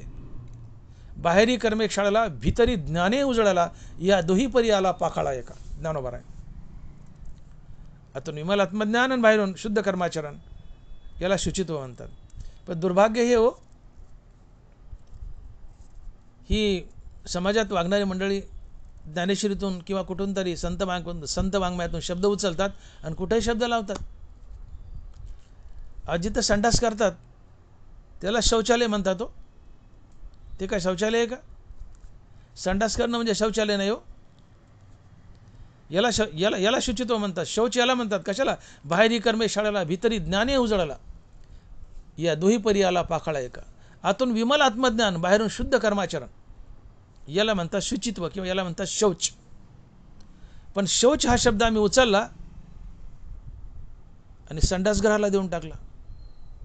जिथं घाण केली जाते, विष्ठा आणि लघुशंका केली जाते, विष्ठा टाकली जाते, त्या पायखान्याला शौचालय म्हटले. असं नाही. शौचपासून शौचालय. तर कुठं जाऊन शी करणं, शू करणं म्हणजे शौचालय नव्हे. मग शौच म्हणजे काय? तर आत विमल आत्मज्ञान आणि बाहेर शुद्ध कर्माचरण, की ज्याला ज्ञानोबा म्हणतात की बाहेरी कर्मे क्षाळाला भीतरी ज्ञाने उजळला या दोही परी आला पाखाळा एका. अंतर्बाह्य शुद्ध आहे, आतून आत्मज्ञान, विमल आत्मज्ञान, बाहेरून शुद्ध कर्माचरण, हे शौच आहे. याला शुचित्व म्हणतात. आणि हा सद्गुण आहे आणि हा संताच्या ठिकाणी असतो. आणि मग तुका म्हणे तैसा सज्जनापासून पाहता अवगुण मिळेची ना. संताच्या ठिकाणी एकही अवगुण नाही, सगळे सद्गुणाचे. आपण 8वा सद्गुण पाहिला. आता 9वा सद्गुण आहे. थोडक्यात सगळी बघू, उरकता घेऊ. 9वा आहे 7वा पाहिला. 8वा आहे स्थैर्य. शौचनंतर स्थैर्य आहे. स्थैर्य म्हणजे स्थिरता. माऊली लिहितात स्थिरता साचे घर निघाली जायची. स्थिरता म्हणजे काय की देह वरचिली आकडे आपल्या परी हिंडे परी बैसका न मोडे मानसीची. संत शरीरानं बाहेर बाहेर कुठे फिरत असतो, पण त्याचं मन त्याचं चित्त आत्मस्वरूपी स्थिर असतं. याला स्थिरता म्हणतात. वरी आकाश वसरो खाली पृथ्वी विरो. वरून आबाळ कोसळलं किंवा खाली पृथ्वी फाटली तरी ज्याचं चित्त यत्किंचितही आत्मस्वरूपापासून ढळत नाही, याला स्थिरता म्हणतात. जीवनामध्ये किती दुःख येऊ द्या, किती वाईट प्रसंग येऊ द्या, त्रिविध ताप असो, काही असो, किती दुःखाचे प्रहार येऊ द्या, किती संकट येऊ द्या, ज्याचं चित्त आत्मस्वरूपापासून यत्किंचितही ढळत नाही, याला स्थिरता म्हणतात. दुःखाच्या प्रसंगी जो विचलित होत नाही, ज्याचं चित्त आत्मस्वरूपी स्थिर आहे, ही स्थिरता असते. आणि स्थिरता संतांचा फार मोठा सद्गुण आहे, संताचं लक्षण आहे. आणि ते संताचं 8वं लक्षण आहे. आता पुढचं 9वं लक्षण अंतकरण निग्रह. ही सगळी सद्गुण बोलतोय आपण. या अभंगामध्ये एक लक्षात घ्या, तुकोबारायांनी 4 गोष्टीचे दृष्टांत दिलेत. चंदन, परीस, दिवाणीस, साखर. या 4ही गोष्टीच्या ठिकाणी एकही अवगुण नाही, सगळे सद्गुणच भरलेत. एकही अवगुण नाही, सगळे सद्गुण भरलेत या 4 गोष्टीच्या ठिकाणी. तसं संताच्या ठिकाणी एकही अवगुण नाही, सगळे सद्गुण भरलेत. मग संताच्या ठिकाणी अवगुण नाहीत, फक्त सद्गुणच आहेत. अवगुण नाहीत म्हणजे काहीतरी असेल ना. मग अवगुण नाही म्हणजे सद्गुण आहेत, निश्चितच आहे. अवगुण गेले म्हणजे सद्गुण उरले. मग कोणते सद्गुण आहेत की ज्याने संत ओळखायचा, म्हणून मी सद्गुण सांगतोय. तर 8वा सद्गुण आहे अंतकरण निग्रह. जयाची आज्ञा आपण श्रीवाहे अंतकरण. ज्याचं अंतकरण त्या मालकाची आज्ञा शिरी वाहतं. अर्थात ज्याचं अंतकरण ज्याच्या ताब्यात आहे. आम्ही सांगावं आमच्या अंतकरणानं ऐकावं. समाधीचे सेजेपासी बांधव निघाली ज्ञानाशी. चित्त चैतन्य रसी आतुरते. समाधीचे सेजेपाशी बांधव निघाली ध्यानेसी. चित्त चैतन्य समरसी आतुरते. ज्याचं चित्त चैतन्यात विलीन झाले, आत्मस्वरूपात विलीन झाले, याला म्हणतात अंतकरण निग्रह. चित्त चैतन्य समरसी आतुरते. शब्दप्रयोग बघा. समाधीचे सेजेपासी बांधव निघाली ध्यानेसी. चित्त चैतन्य समरसी आतुरते. कुठे चित्त? चित्त चैतन्य समरसी आतुरते. चित्त चैतन्यात स्थिरावलंय. ते इतकं स्थिरावलंय की ते बाहेर येत नाही आणि विषय भोगत नाही. विषयाला विसरले, इंद्रियाला विसरले, जे कायमचं आत्मस्वरूपात चैतन्यात लीन झाले. चित्त चैतन्य समरसी आतुरते, हे अंतकरण निग्रह आहे. संत सांगतो, अंतकरण ऐकतं. मना सदा मुठी धरून राहती. यमनियमाची ताठी, अभ्यासाची घरटी, जे सदा मना मुठी धरून राहती. संतांनी अंतकरण ताब्यात घेतलेलं असतं. एकलवती बाळका वरी पडून राहे अंबिका. मधुमक्षिका मधुवेशी लोभिने जैशी. एकलवती बाळका वरी पडून ठाकी अंबिका. मधुवेशी मधुमक्षिका लोभिने जैशी. एकुलते एक बाळ आहे. वैशीच्या शेवटी एकच वेळी वांजोटी. मग ते मोहाचे त्रिपुटी नाचू लागे. शेवटी वयाच्या 40-42 वर्षाला बाईला लेकरू झाले, पोरग झाले. खूप दिवस झालंच नाही, दवाखाने केले, अंगारा आदिवर सगळं केलं, लेकरूच व्हायना. पण शेवटी 42-43 वर्षाला एक झालं. 9-6 कशांतरी झालं. ती सारखी डोळ्यात तेल घालून त्या लेकराच्या मागे फिरत असते. एकलवती या बाळका वरी पडोनी ठाकी अंबिका. अंबिका म्हणजे आई. मोठ्या नवसा साहसाने शेवटी शेवटी शेवटी शेवटी 42, 43, 44 वर्षाला एखाद्या बाईला लेकरू झालं तर ती घडी बरं विस्मत नाही त्या लेकराला, सारखी त्या लेकराच्या मागे फिरत असते. मधमाशी मधाची लोभी असते, डोळ्यात तेल घालून मधाचं रक्षण करते. एक लेकरू आई डोळ्यात तेल घालून त्या बाळाचं रक्षण करते. तसा संत साधू डोळ्यात तेल घालून अंतकरणाचं रक्षण करतो. त्या अंतकरणाला चैतन्यात समरस करतो, स्थिर करतो, विषय भोगाकडे जाऊ देत नाही. याला म्हणतात अंतकरण निग्रह. आणि साधूचं संताचं फार मोठं लक्षण आहे. हा सद्गुण आहे, हा 9वा सद्गुण आहे. अमानित्व 1, 2, 3, 4, 5, 6, 7, 8, 9. अमानित्व 1, अदम्यत्व 2, अहिंसा 3, शांती 4, आर्जव 5, आचार्योपासन 6, शौच 7, स्थैर्य 8, अंतकरण निग्रह 9. आठवत नाहीत लवकर, मोठमोठे आठवायला लागतात. अंतकरण निग्रह हे 9 आहे, 9वं लक्षण आहे किंवा 9वा सद्गुण आहे. 10वा आहे वैराग्य. वमिली अन्ना लाळन घोटी रसना अंगन स्वया लिंगना प्रेताची. वैराग्य म्हणजे काय? मनुष्य मेलाय, प्रेत पडले, त्याला आलिंगन द्यावं वाटतं का? चुकूनही नाही. तुम्ही नाना प्रकारचे 5 पक्वांना खाल्लेत आणि का अर्ध्या तासाने भाडाभाडा वकलेत, ते पुन्हा जिभेने चाटा वाटतं का? अजिबात नाही. वकलेल्यांना जसं चाटा वाटत नाही, प्रेताला जसं आलिंगन द्यावं वाटत नाही, तसं ज्याला विषयभोग आवडत नाही याला वैराग्य म्हणतात. उठलेनी वैराग्य जेने हा तिन्ही वर्ग ऐसा सांडणे जसे वमुनी असून आत्ताच गेले. हे ज्ञानोबा बोलतात. सगळ्या वयात ज्ञानोबा राहायच्यात. मी जरी नाव नाही घेतलं तर सगळ्या वयात ज्ञानेश्वरीतल्या ज्ञानोबा राहायच्यात. हे गृहीत धरून चाला. उठलेनी वैराग्य जेने हा तिन्ही वर्ग ऐसा सांडणे वमुनी असून आत्ताच गेले. ऐक पारित्रीचे भोग पायिक झाले इच्छेचे प्रीती भोगावे असे न रुचे मना माझी. त्रैलोक्याचे भोग पायार लोळतात पण ते कुत्र्याच्या उलटीसारखे तुच्छ वाटतात. हे वैराग्य असते. भोग उपलब्ध आहेत पण उपलब्ध असूनही भोगावेसे वाटत नाही, त्याची किळस येते कुत्र्याच्या उलटीसारखी. हे वैराग्य असतं. आता फक्त देवाने देवाचं नाव आवडतं, बाकी काही आवडत नाही. विषय तर त्यांचा झाला नारायण, ना आवडे धनजन माता पिता. धनजन माता पिता पैसातला काही काही काही आवडत नाही. आवडतं ते एक नारायण, नारायणाचे नाव. हे वैराग्य असते. विषय तो त्यांचा झाला नारायण, ना आवडे धनजन माता पिता. एक हरी आणि हरिनामाशिवाय काही आवडत नाही. हे वैराग्य असतं. विषयाचा त्याग. धडाडीत लोहरसी, धडाडीत लोहरसी उडी न घालवे जैशी का ना करवे उशी आजगराची. सांगा मला, मोठं आजगर आहे, भेंडुळे आहे त्याचं, आणि ते आजगर उशी म्हणून घेतलंय. घ्या हॉटेल गाव. ते कवा गिळील पता नाही ना, चावायचं नाही, गिळील. आजगर निगलता है, काटता नहीं निगलता है. काटतं बी पण आजगर काटणे के बजाय ज़्यादा निगलता है. मोठं आजगर आहे, त्याचं भेंडुळं केले आणि उशाला घेतले. अजगराची उशी करवत नाही किंवा उकळत्या लोखंडाच्या रसात उडी मारवत नाही. तसं ज्याला विषय सेवन आवडत नाही ते वैराग्य असतं. अर्जुना तेने पाडे जया विषय वार्ता नावडे नेदी इंद्रियाचे तोंडे काहीची जाऊ. याला वैराग्य म्हणतात. ज्याला विषयाची वार्ता आवडत नाही, इंद्रियाच्या तोंडात काही जाऊ देत नाही, इंद्रियांनी विषयांची भेट होऊ देत नाही, अर्थात ज्याला विषयांचा तिटकारा आलाय. विषय म्हणजे ज्ञानेंद्रियाचे विषय भोग, डोळा नाक कान याचे. स्त्री पुरुषाची लैंगिक भावना हाही विषयाचे त्वचेत मोडतो, पण विषयभोग म्हणजे प्रामुख्याने ज्ञानेंद्रियाचे विषयभोग. 5 ज्ञानेंद्रिय, 5 ज्ञानेंद्रियाचे 5 विषयभोग. ज्याला कुठलाच विषयभोग आवडत नाही ते वैराग्य. सोन्याचे निखळ आणि मातीचे ढेकळ सरीचेची मानी.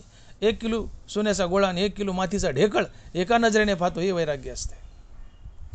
आणि संतापाशी वैराग्य असतं. वैराग्यानं देव भेटतो. ते हे विषय वैराग्य जे आत्मलाभाचे भाग्य यांनी ब्रह्मानंदायोगी जीव होते. जीवनात वैराग्य आलं रे आलं की फुलातून सुगंध बाहेर पडला की मकरंद खाण्यासाठी आणि तो सुगंध भोगण्यासाठी भ्रमर आपोआप फुलाकडे धावत जातो. फुलातून सुगंध बाहेर पडला की भुंगा आपोआप त्या फुलाकडे जातो. तुमच्या जीवनात वैराग्य आलं की सद्गुरू आपोआप तुमच्याकडे चालत येतो. आणि मग धनबारा लिहित आहेत की ते हे विषय वैराग्य जे आत्मलाभाचे भाग्य याने ब्रह्मानंदायोग्य जीव होते. अर्थात वैराग्य जीवनात आले की तुम्हाला देव भेटतो. सद्गुरू आणि देव तुमच्याकडे चालत येतात. जीवनात विवेक वैराग्य आणा. हा फार मोठा सद्गुण आहे जो संतांच्या जीवनात असतो. हा 10वा सद्गुण आहे. 11वा सद्गुण अनहंकार. संतांच्या जीवनात अहंकार नसतो.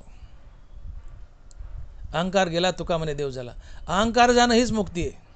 अहंकार गेला तुका म्हणे देव झाला. अहंकार जाणं हीच मुक्ती आहे. आणि अहंकार ओराशी बाळगून ठेवणं ही बद्धता आहे, हे संसार बंधन आहे. आणि म्हणून पार्था तेने पाडे देही, मी देह आहे हे सेची नाही, अनअहंकारता पाहिता या नाव. मी देह आहे हे सेची नाही. सेची म्हणजे आठवण. मी देह आहे याची आठवण नाही. आता मी अर्थात मी देह आहे याचा विसर पडणं म्हणजे अहंकार जाणं. पार्था तेने पाडे देही, मी देह आहे हे सेची नाही, अनअहंकारता पाहिता या नाव.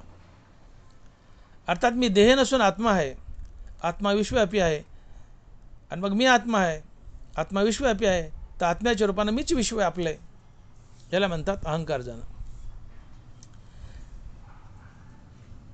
जगात सत्य आहे, मी देह आणि देह संबंधीने माझा आहे असा बुद्धीचा निश्चय हा अहंकार आहे.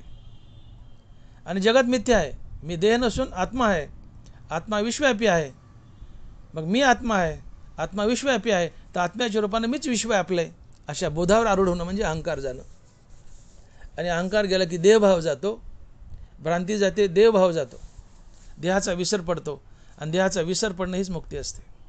का तर अहंकार गेला तरच देहाचा विसर पडतो. अहंकार गेला, देहाचा विसर पडला. देहाचा विसर पडणं आणि अहंकार जाणं हीच मुक्ती आहे.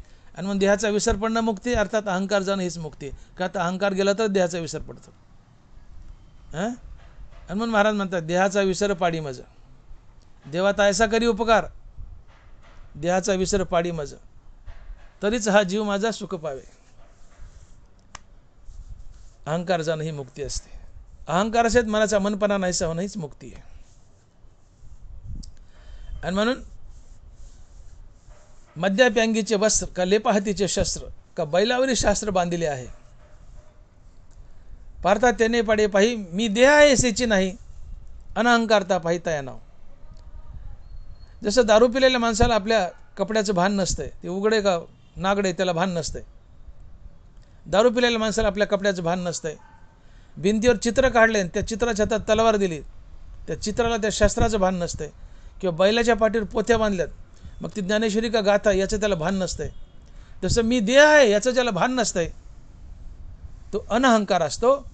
आणि अनअहंकार जाणं अनअहंकार असणं अर्थात अहंकार जाणं ही मुक्ती असते. आणि म्हणून अनअहंकार म्हणजे अहंकार जाणं, आणि अहंकार जाणं अर्थात जीवनात अनअहंकार असणं हा फार मोठा सद्गुण आहे. ते संताचं प्रमुख लक्षण आहे. हे 11वं लक्षण आहे. 12वं लक्षण किंवा 12वं सद्गुण आहे जन्म मृत्यू जरा व्याधी दुःख दोष अनुदर्शन. जन्म, अनंत काळापासून आपण या सृष्टीमध्ये फिरतोय. आपले अनेक जन्म झालेत, आपण जन्मतोय, मरतोय. नरवारा लिहित आहेत की वैर जन्मांतरीचे सर्पा म्हणून न वचे, वैर जन्मांतरीचे सर्पा म्हणून न वचे, तसा अतिता जन्माचे उणेव आहे. साधक सातत्यानं जसं सापाच्या मनातून वैर जात नाहीत, असं म्हणतात की सापाला जर खवंडळलं, दगड हाणला, मारला, साप पळून गेला, तो दावा धरतो. साप गेल्या जन्मातलं वैर डोक्यात धरतो, या जन्मातलं धरीलच. वैर जन्मांतरीचे सर्पा म्हणून न वचे. साप त्याला खोड केली की तो जसा दावा धरतो, त्याच्या मनातलं वैर जात नाही. तसं मी पुन्हा पुन्हा जन्माला येतोय, मरतोय, जन्माला येतोय, मरतोय, ही भावना जो सातत्यानं मनात जतन करतो तो ज्ञानी असतो, तो शहाणा असतो. आणि याला म्हणतात जन्म मरण जरा व्याधी अनुदर्शन. जन्माचं अनुदर्शन. माझा मागचा जन्म संपलाय, आता नवीन माणूस झालोय मी. आता या जन्मात मी मरेल, पुढच्या जन्मात पुन्हा काहीतरी नवीन जन्म मिळेल. किती वेळा जन्म यावे, किती वाई फजित. आणि म्हणून खरा परमार्थिक तो असतो की हा देह पडल्यानंतर मी कुठं असेल याचा जो सातत्याने विचार करतो तो शहाणा असतो. हा देह पडल्यावर मी कुत्र मांजर होईल, झाडझुडूप होईल, स्वर्गात असेल, वैकुंठात असेल, मुक्त होईल का संत होईल, मी कुठं असेल, हा देह पडल्यावर मी कुठं असेल, याची जो सातत्याने चिंता करतो तो खरा परमार्थिक, तो खरा शहाणा.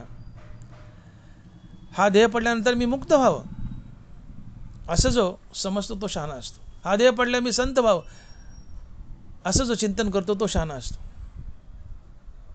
पण राहिली मुक्ती आणि संतपद, किंवा सद्गती तरी लाभावी, स्वर्गाला जावं, वैकुंठाला जावं, एवढं तरी मिळावं, नरकाला जाऊ नये, इतकं तरी नीट वागावं.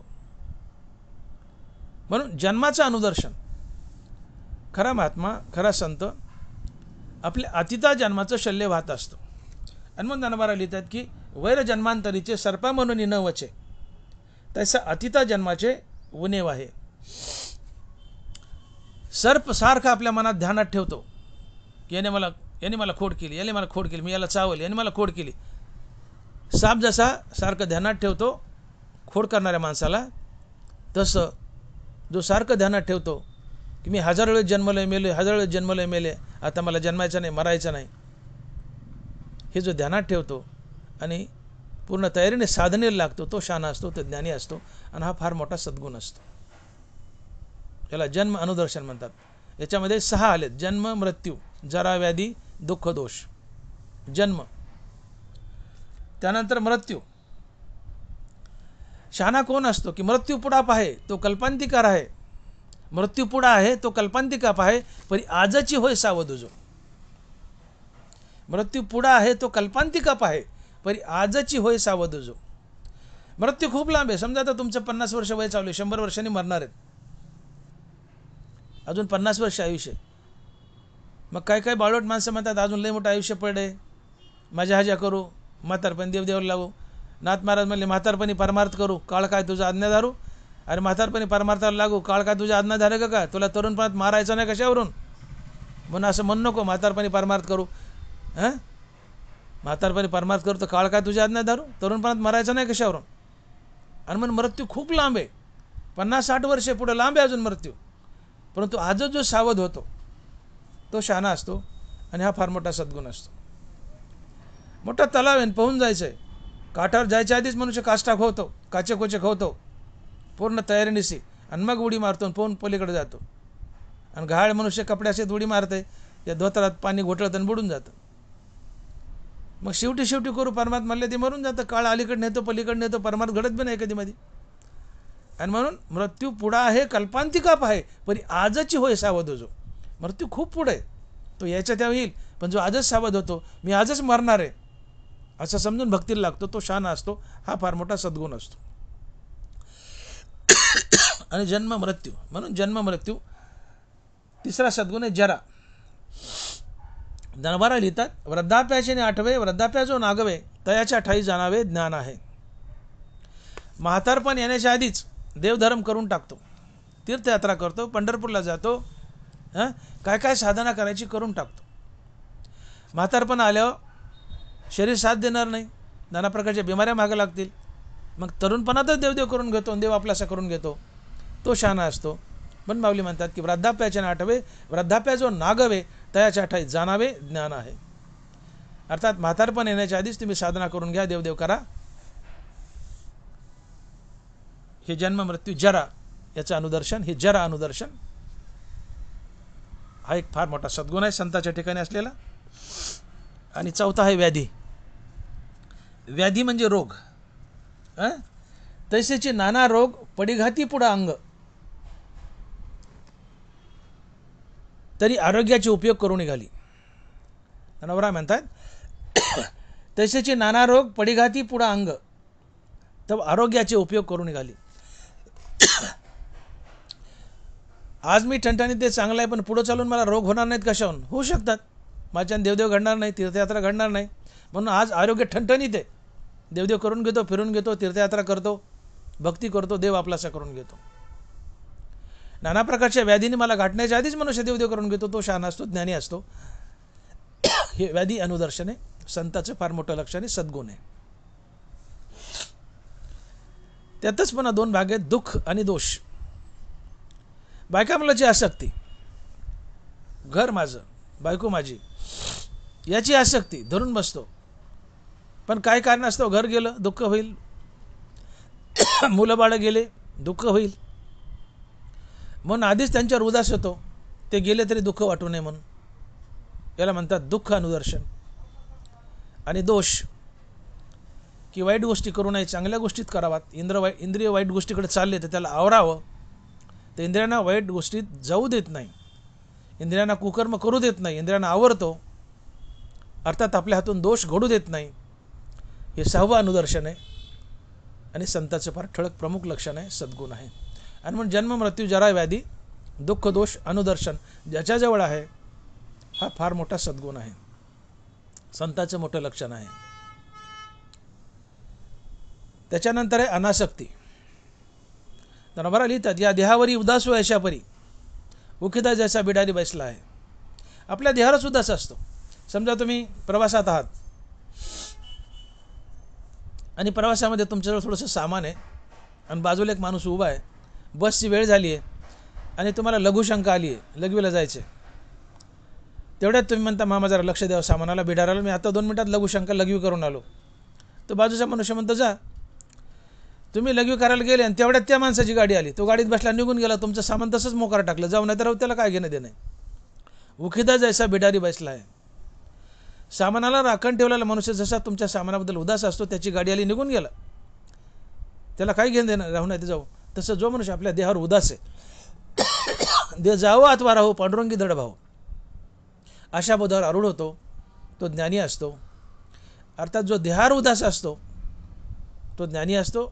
आणि देहावर उदास असणं हे सज्जनाचं किंवा संताचं फार मोठं लक्षण आहे, सद्गुण आहे. दानोबा म्हणतात, सावली सरिसीचं असे पण ती सरिशी आहे नेणे जैसे, तसे स्त्रियेचे लवलुप्य नाही.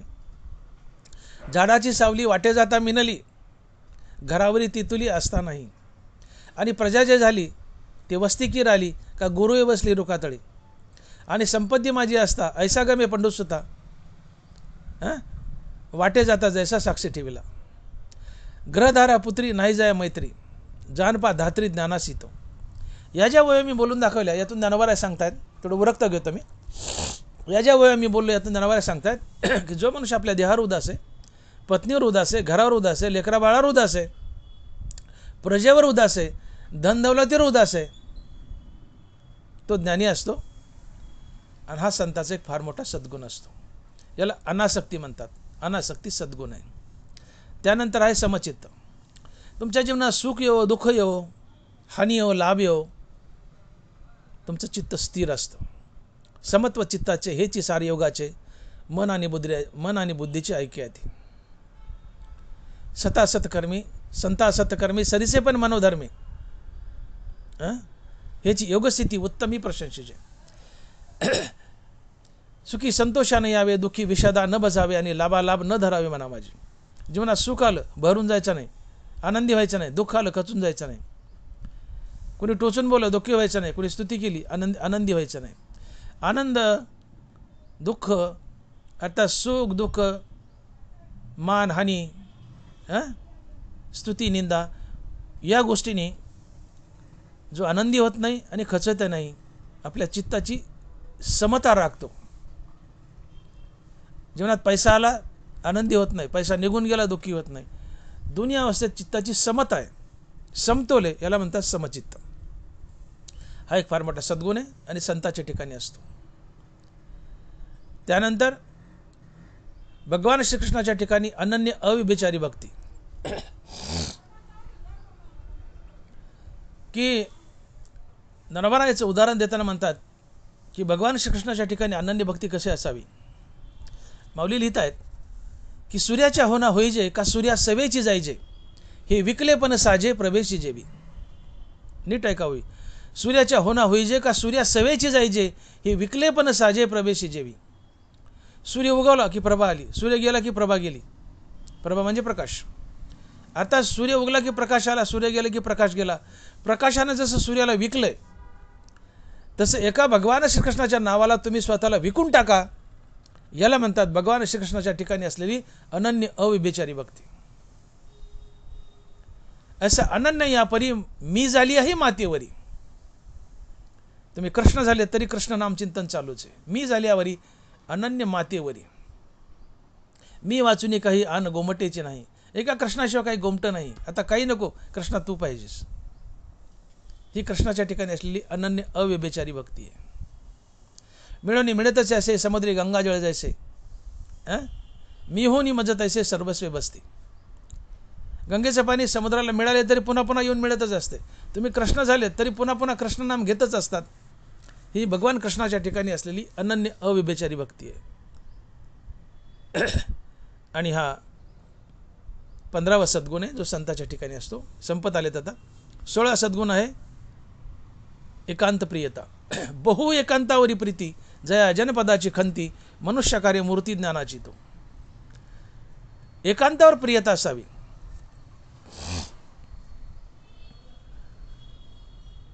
तुम्हाला कुठेतरी पवित्र तीर्थक्षेत्रात, नदीच्या किनाऱ्यावर, वनात, डोंगराच्या कपाटाला, निवांत स्थानी भगवंताच्या नामाचं चिंतन करायला आवडणं ही एकांत प्रियता आहे.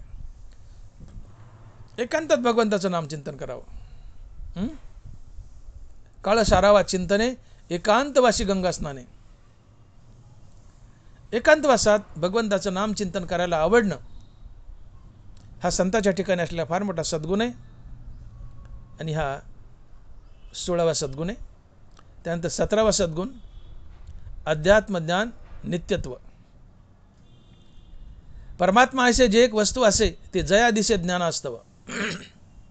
ते एका वाचून याने भव स्वर्गाधिक ज्ञाने, अज्ञान असे मनो निश्चय केला. ज्ञानोबा आहे. परमात्मा नावाची जी एक वस्तू आहे ती ज्या ज्ञानामुळे दिसती त्या ज्ञानाला अध्यात्मज्ञान म्हणतात. त्या अध्यात्मज्ञानाची आवड असणे याला म्हणतात अध्यात्मज्ञान नित्यत्व. ऐसे आपल्या सहज स्थिती ब्रह्माची जे नित्यता असती त्या नाव सुभद्रापती अध्यात्मगा. ब्रह्म नित्य आहे. ब्रह्म जन्माला येत नाही आणि मरत नाही. ब्रह्म नित्य आहे. ही ब्रह्माची जी नित्य अवस्था याला म्हणतात अध्यात्म. याचा अर्थ अध्यात्म म्हणजे देवच. तुम्ही बघा ना, आद्य म्हणजे आधी आणि आत्मा म्हणजे आत्मा. जगाच्या आधी आत्मा आहे. त्या आत्म्याबद्दल प्रीती असणं, प्रेम असणं हे अध्यात्म आहे. आणि म्हणून ज्या अध्यात्मज्ञानानं अर्थात ज्ञानेश्वरीनं गाथेनं देव भेटतो त्या ज्ञानेश्वरीवर गाथेवर प्रेम करणं. आपण सोपं करून सांगू.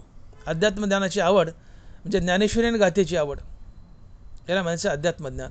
ज्या अध्यात्मज्ञानानं देव भेटतो त्या अध्यात्मज्ञानाची नित्य आवड असणं हे अध्यात्मज्ञान नित्यत्व आहे. आणि शेवटचं आहे तत्वज्ञानार्थ दर्शनम. या अध्यात्मज्ञानाने तुम्हाला देव भेटलाय. तुम्ही देव झालेत, मुक्त झालेत, आत्मस्वरूपात विलीन झालेत आणि जगतात सर्वत्र तुम्हाला आता परमात्म दर्शन घडतंय. नर नारी बाळे अवघा नारायण ऐसे माझे मन करी देवा. हे समस्त हे श्री वासुदेव. अध्यात्मज्ञानानं तुम्हाला देव भेटलाय, मुक्ती भेटली, तुम्ही आत्मस्वरूपात विलीन झालेत आणि आता तुम्ही जगत परमात्म स्वरूप पाहतायत. परमात्मा भेटून जगत परमात्म स्वरूप पाहणं हे आहे तत्वज्ञानार्थ दर्शनम. आणि हा संताचा फार मोठा सद्गुण आहे. हा 18वा सद्गुण आहे. एकूण अशी संताच्या ठिकाणी 18 लक्षणं किंवा 18 सद्गुण आहेत. आणि जो साधक या 18 सद्गुणानं सजलाय तो संत असतो. आणि म्हणून झाडं पानं फुलानं सजली की समजून घ्या वसंत आलाय. तसं साधक सद्गुणानं नटला. कोणत्या या 18 सद्गुणानं. साधक या 18 सद्गुणानं नटला की समजून घ्या त्याच्या जीवनात आत्मज्ञान आलंय, तो संत झालाय. सकाळी प्रभा आली की समजून घ्या सूर्य आला. साधकाच्या जीवनात सद्गुण आले की समजून घ्या आत्मज्ञान आले, आता तो देव झालाय, संत झालाय. आणि मग ज्ञानोबा बोलले की तैसे हृदयचे निज्ञाने देही उमटती चिन्हे, ते सांगो आता अवधाने चांगे ऐक. तुकोबाराने दावा केलाय की चंदनाच्या ठिकाणी, परिसाच्या ठिकाणी, दिव्याच्या ठिकाणी आणि साखरेच्या ठिकाणी एकही अवगुण नसतो. सगळे सद्गुणच असतात. या 4 गोष्टीच्या ठिकाणी काय काय, चंदन, परिस, दिवा आणि साखर, या 4च्या ठिकाणी एकही अवगुण नाही, सगळे सद्गुण आहेत. तसं संताच्या ठिकाणी एकही अवगुण नाही, सगळे सद्गुण आहेत. संताचे सद्गुण गेले, संताच्या ठिकाणी एकही अवगुण नाही, संताचे अवगुण गेले. संताच्या ठिकाणी फक्त सद्गुण आहेत. मग संताचे अवगुण गेले म्हणजे काहीतरी उरलं ना. संताचे अवगुण गेले म्हणजे सद्गुण उरले. ते सद्गुण कोणते? ते 18 सद्गुण आहेत. अमानित्वम दंभितम हिंसा शांतिरार्जवम आचार्यपाशन शौचस्थैर्य महात्मा विनिग्रह. आणि मग ही सद्गुण कशी ओळखायची? तर ज्ञानोबा म्हणतात तसे हृदयीचे नाही ज्ञाने देही उमटत ती चिन्हे. की साधकाला आत्मज्ञान झालं की त्याच्या देहावर काही चिन्ह उमटतात, अर्थात त्याच्या कृतीमध्ये काही लक्षणं येतात आणि ती लक्षणं त्याच्या कृतीतून इंद्रियातून प्रगट होऊ लागली की समजून घ्या त्याला आत्मज्ञान झाले, तो संत बनलाय. मग त्याच्या कृतीतून काय लक्षणं बाहेर पडतात, काय लक्षणं उदयाला येतात? तर ही लक्षणं आहेत कोणती? अमानित्व, अदमित्व, अहिंसा, शांती, आर्जव, ही 18 लक्षणं ही सद्गुण असतात. आणि ज्याच्या जीवनात ही 18 सद्गुण आहेत तो संत असतो. अर्थात संताच्या जीवनातील सगळे अवगुण गेलेले असतात. संताच्या जीवनात फक्त सद्गुणच शिल्लक राहिलेले असतात. आणि ही 18 सद्गुण आहेत. आणि 18 सद्गुणाने साधक नटला की त्याच्या जीवनात आत्मज्ञान आलं आणि तो संत झाला हे सिद्ध होतं. आणि मग महाराज म्हणतात तुका म्हणे तैसा सज्जनापासून पाहता अवगुण मिळेची ना. अर्थात चंदनाच्या ठिकाणी, परिसाच्या ठिकाणी, दिव्याच्या ठिकाणी आणि साखरेच्या ठिकाणी एकही अवगुण नाही. या चारीच्या ठिकाणी सगळे सद्गुणच आहेत. तसं संताच्या ठिकाणी एकही अवगुण नसतो. संताच्या ठिकाणी सगळे सद्गुणच असतात. किंवा असे म्हटलं चालतं की ज्याच्या जीवनात एकही अवगुण नाही, सगळे सद्गुणच आहेत, फक्त तोच संत असतो, तोच सज्जन असतो. आणि म्हणून महाराज म्हणतात की तुका म्हणे तैसा सज्जनापासून पाहता अवगुण मिळेची ना. आता एक 5 ते 10 मिनिटात संताच्या जीवनात असलेले सद्गुण पाहिले, पण एक 10 मिनिटात संतांच्या जीवनात सद्गुण आहेत, परंतु या सद्गुणाला विरोधात काही अवगुण असतात की जे साधारण तुमच्या आमच्या जीवनात असतात. संतांच्या जीवनात सद्गुण आहेत, पण या सद्गुणाच्या विरोधात काही अवगुण आहेत. 18 अवगुण आहेत. घी अवंतिले आंधळे दुजे नसिये. धनाबाईंनी बोलले घी अवंतिले आंधळे दुजे नसिये, की हे सद्गुण जर उलटे फिरवले तर ते अवगुण होतात. बावली म्हणतात एखाद्या आंधळ्या माणसाला जेवायला बोलवलं, ते एकटं येत नाही, ते आंधळे म्हणतात धरून कोणतरी आणतं. घी अवंतिले आंधळे दुजे नसिये. आंधळ्याला जेवायला बोलवले, आंधळे एकटं येऊ शकत नाही, त्याला घेऊन यायला एखादा डोळस लागतो. तसं ही 18 सद्गुण फिरवली, उलटी केली की ती अवगुण होतात. आणि ती अवगुण साधारण माणसाच्या जीवनात असतात. तर ही अवगुण आहेत मानित्व, दंभित्व, हिंसा, अशांती, अनार्जव, आचार्योपासन रहितपणा, अशौच, अस्थैर्य, अंतकरण निग्रहाचा अभाव, वैराग्याचा अभाव, अहंकार, जन्म मृत्यू जरा व्याधी दुःख दोष यांचा विचार न करणे, आसक्ती, समचित्ताचा अभाव, व्यभिचारी भक्ती, एकांत प्रियतेचा अभाव, अध्यात्मज्ञान नित्यत्वाचा अभाव आणि तत्वज्ञानात दर्शनाचा अभाव, ही 18 अवगुण आहेत. आणि ही 18 अवगुण साधारण माणसाच्या जीवनात असतात, तुमच्या आमच्यासारख्या. पण ज्याचे हे अवगुण गेलेत आणि ज्याच्या जीवनात सद्गुण आलेत तो संत असतो, तो सज्जन असतो. आणि मग ज्याच्या जीवनात एकही अवगुण सापडत नाही, सगळे सद्गुणच सापडतात, तो सज्जन आहे, तो संत आहे. आणि मग महाराज शेवटच्या 3ऱ्या चरणात बोलतात की तुका म्हणे तैसा सज्जनापासून पाहता अवगुण मिळेची ना. अगदी 5 मिनिटात हे अवगुणाचं ओझरतो तुम्हाला माहिती सांगून पुढे जातो. मानित्व, जो मानाचा भुकेलेला आहे, त्याला वाटतं लोकांनी मला मान द्यावं, पुढं पुढं करावं. नरबारा येत आहेत, संभावना जी आहे मानाची वाट पाहे, सत्कार होय तो शुज आहे. ज्याला सत्कार केल्याने आनंद मिळतो ते मूर्ख असतं म्हणले, ते अज्ञानी म्हणले. आपल्याकडे लोकांना सत्कार करावा असं वाटतं, पुढं पुढं करावं, माझी स्तुती करावी, सत्कार करावा. नरबारा म्हणतात ज्याला सत्कार आवडतो ते मूर्ख असते, ज्याला स्तुती आवडते ते मूर्ख असते. संभावना जी आहे मानाची वाट पाहे, जे मानाची वाट पाहते ते मूर्ख आहे म्हणले, ते अज्ञानी आहे. गर्भे पर्वताची शिखरे तैसा महत्वावरून न उतरे, तयाच्या ठाई पुरे अज्ञान आहे. जे पर्वताच्या शिखरासारखं टाईट असते, कधी वाकतच नाही कोणापुढं, लाटण्यासारखं टाईट असते, बेलण्यासारखं कधी लवत नाही, ते अज्ञानी असते, मूर्ख असते. आणि हा अवगुण आहे. मानित्व, जो मानाची वाट पाहतो, ज्याला सत्कार आवडतो, हा अवगुण आहे, याला मानित्व म्हणतात. दंभित्व, जो नाटकी आहे, ढोंगी आहे आणि आपली पुण्यकर्म चव्हाट्यावर वधवून दाखवतो, हा अवगुण आहे, साधारण जीव आहे. हा दंभ तुम्हाला नरकाला नेतो. दनबरा बोलतायत, हे असो आपली जननी नग्न दाविली अजनी, ते तीर्थाची परी पतनी कारण होय. आपली आई तीर्थ आहे. धनबाची वही नीट आहे का? हे असो आपली जननी नग्न दाविली अजनी, ते तीर्थाची परी पतनी कारण होय.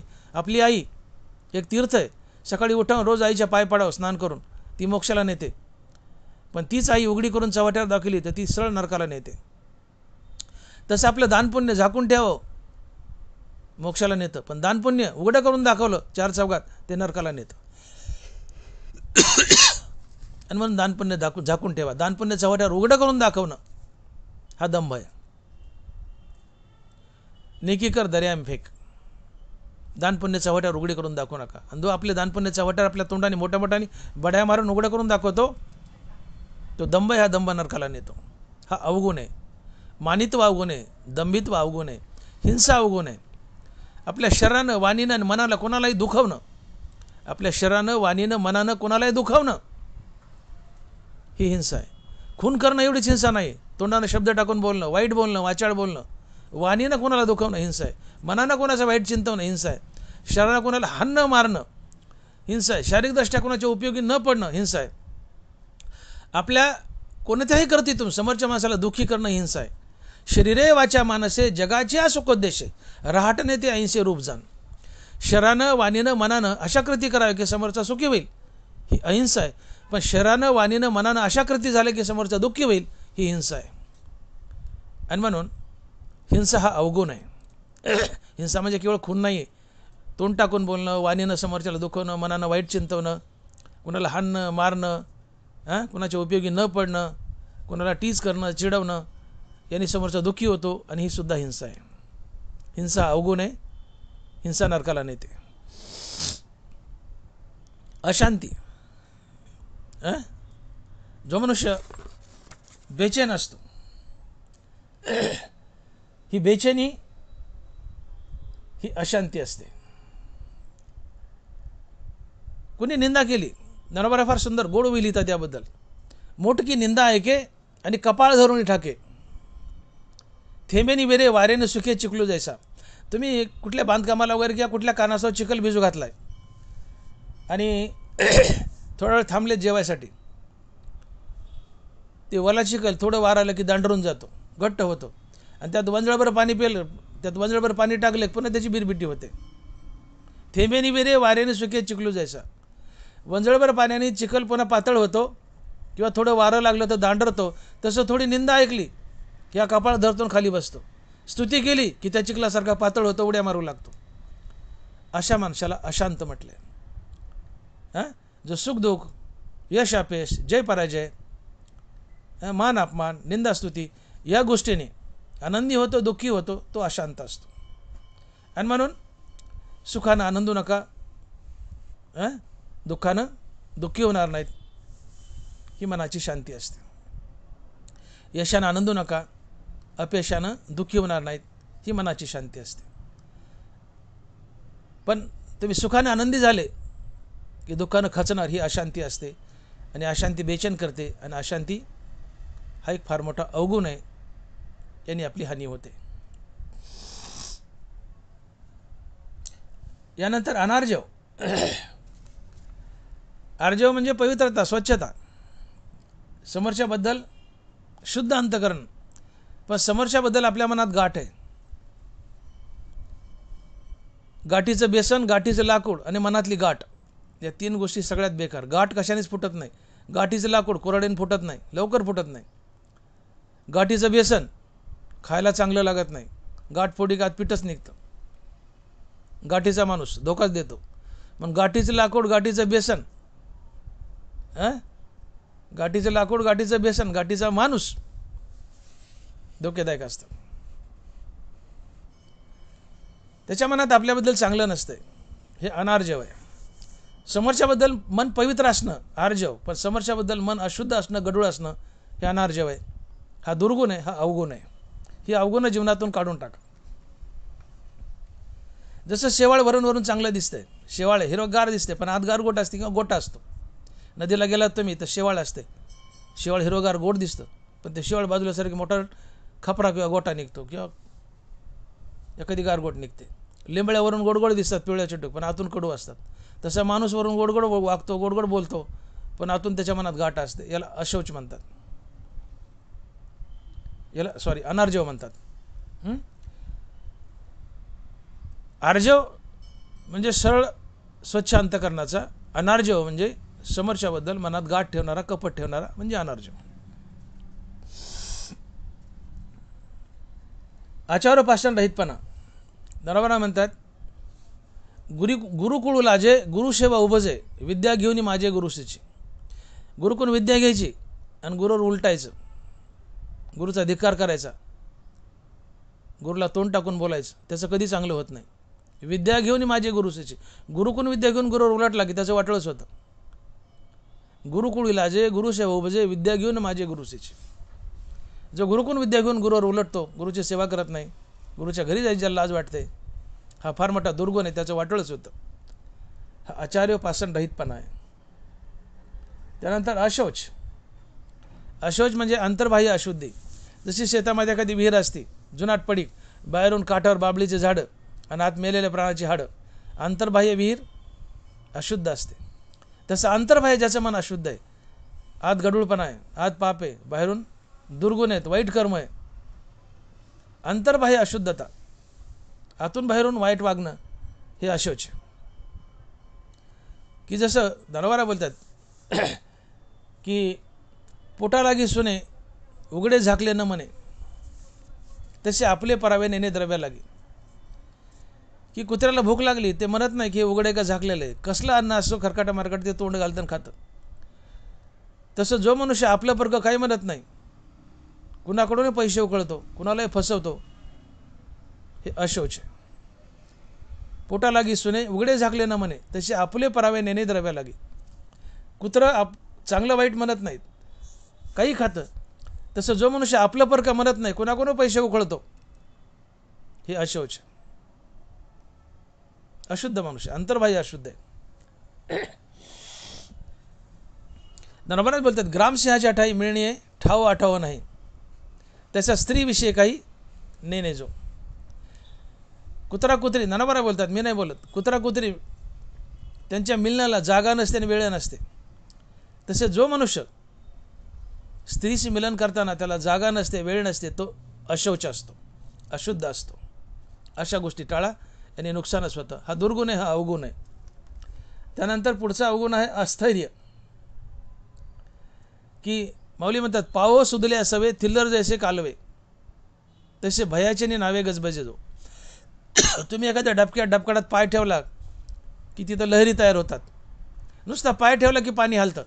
तसं जो मनुष्य साध्या साध्या गोष्टींनी भयभीत होतो, त्याला अस्थिरता किंवा अस्थैर्य म्हणतात. आणि जी पापी माणसं असतात ती साध्या साध्या गोष्टींनी भयभीत होतात. पुण्यवान मनुष्य कशालाच घाबरत नाही. दे जावं आत वारावं पांडुरंगी दळभाव. जो कशाला घाबरतो तो पापी असतो, आणि ती अस्थिरता आहे. डबक्यात पाय ठेवला पाणी थरथर कापतं, साध्या साध्या गोष्टींचं थरथर कापतो. जो भीतर आहे, घाबरतो, विचलित होतो, त्याला अस्थिरता म्हटलंय. किंवा रांजण आहे, नरबराने उदाहरण दिले की सरडा असतो, मातलिया सरडा पुढती शेंडा, पुढती बुडा पुढती शेंडा. मातलिया सरडा पुढती बुडा पुढती शेंडा. सरडा विनाकारण झाडावर वर जाईल खाली येईल, वर जाईल खाली येईल, चक्रा मारत असतो. तसं जो मनुष्य सारखा बेचैन असतो, इकडं फिर तिकडं फिर, ही अस्थिरता असते, याने आपला घात होतो. किंवा रोविला विने रांजून जायचा थारून येणे. रांजून त्याचं बूड असं निमुळतं असते, त्याला कुठंतरी दगडात मातीत रवल्याशिवाय रांजून स्थिर राहत नाही. तसा जो रांजणासारखा सातत्याने अस्थिर आहे, ती अस्थिरता आहे. त्यानंतर अंतकरण निग्रहाचा अभाव. ज्याचं अंतकरण ज्याच्या ताब्यात नाही आहे, विषय भोगात मोकार सुटले. जसं कुणी अन्नसत्र खोललं, नरबरा बोलतं सत्री अन्न झाले, की कुणी अन्नसत्र खोललंय तिथं कुणी जातंय आणि खातंय. तसं ज्याचं मन कुठेही जातंय आणि विषय भोगतंय, ते अंतकरण निग्रहाचा अभाव आहे. सत्री अन्न झाले का सामान्य बीक आले, वानसीचे उभयले कोण नरी गे. कुठं अन्नसत्र उघडलंय, फुकटात जेवण आहे, कुणी जातंय खातंय. तसं ज्याचं मन कुठेही जातं आहे आणि विषय भोगतंय, अंतकरणाचा निग्रह नाही आहे, ते अंतकरण निग्रहाचा अभाव हा मोठा दोष आहे, अवगुण आहे. पुढे आहे वैराग्य. ज्याला सातत्याने विषय भोगावे वाटतात, विशेषण नि जाय परी न शिने सावधून होय, कुईला हाती खाय कोडी जैसा.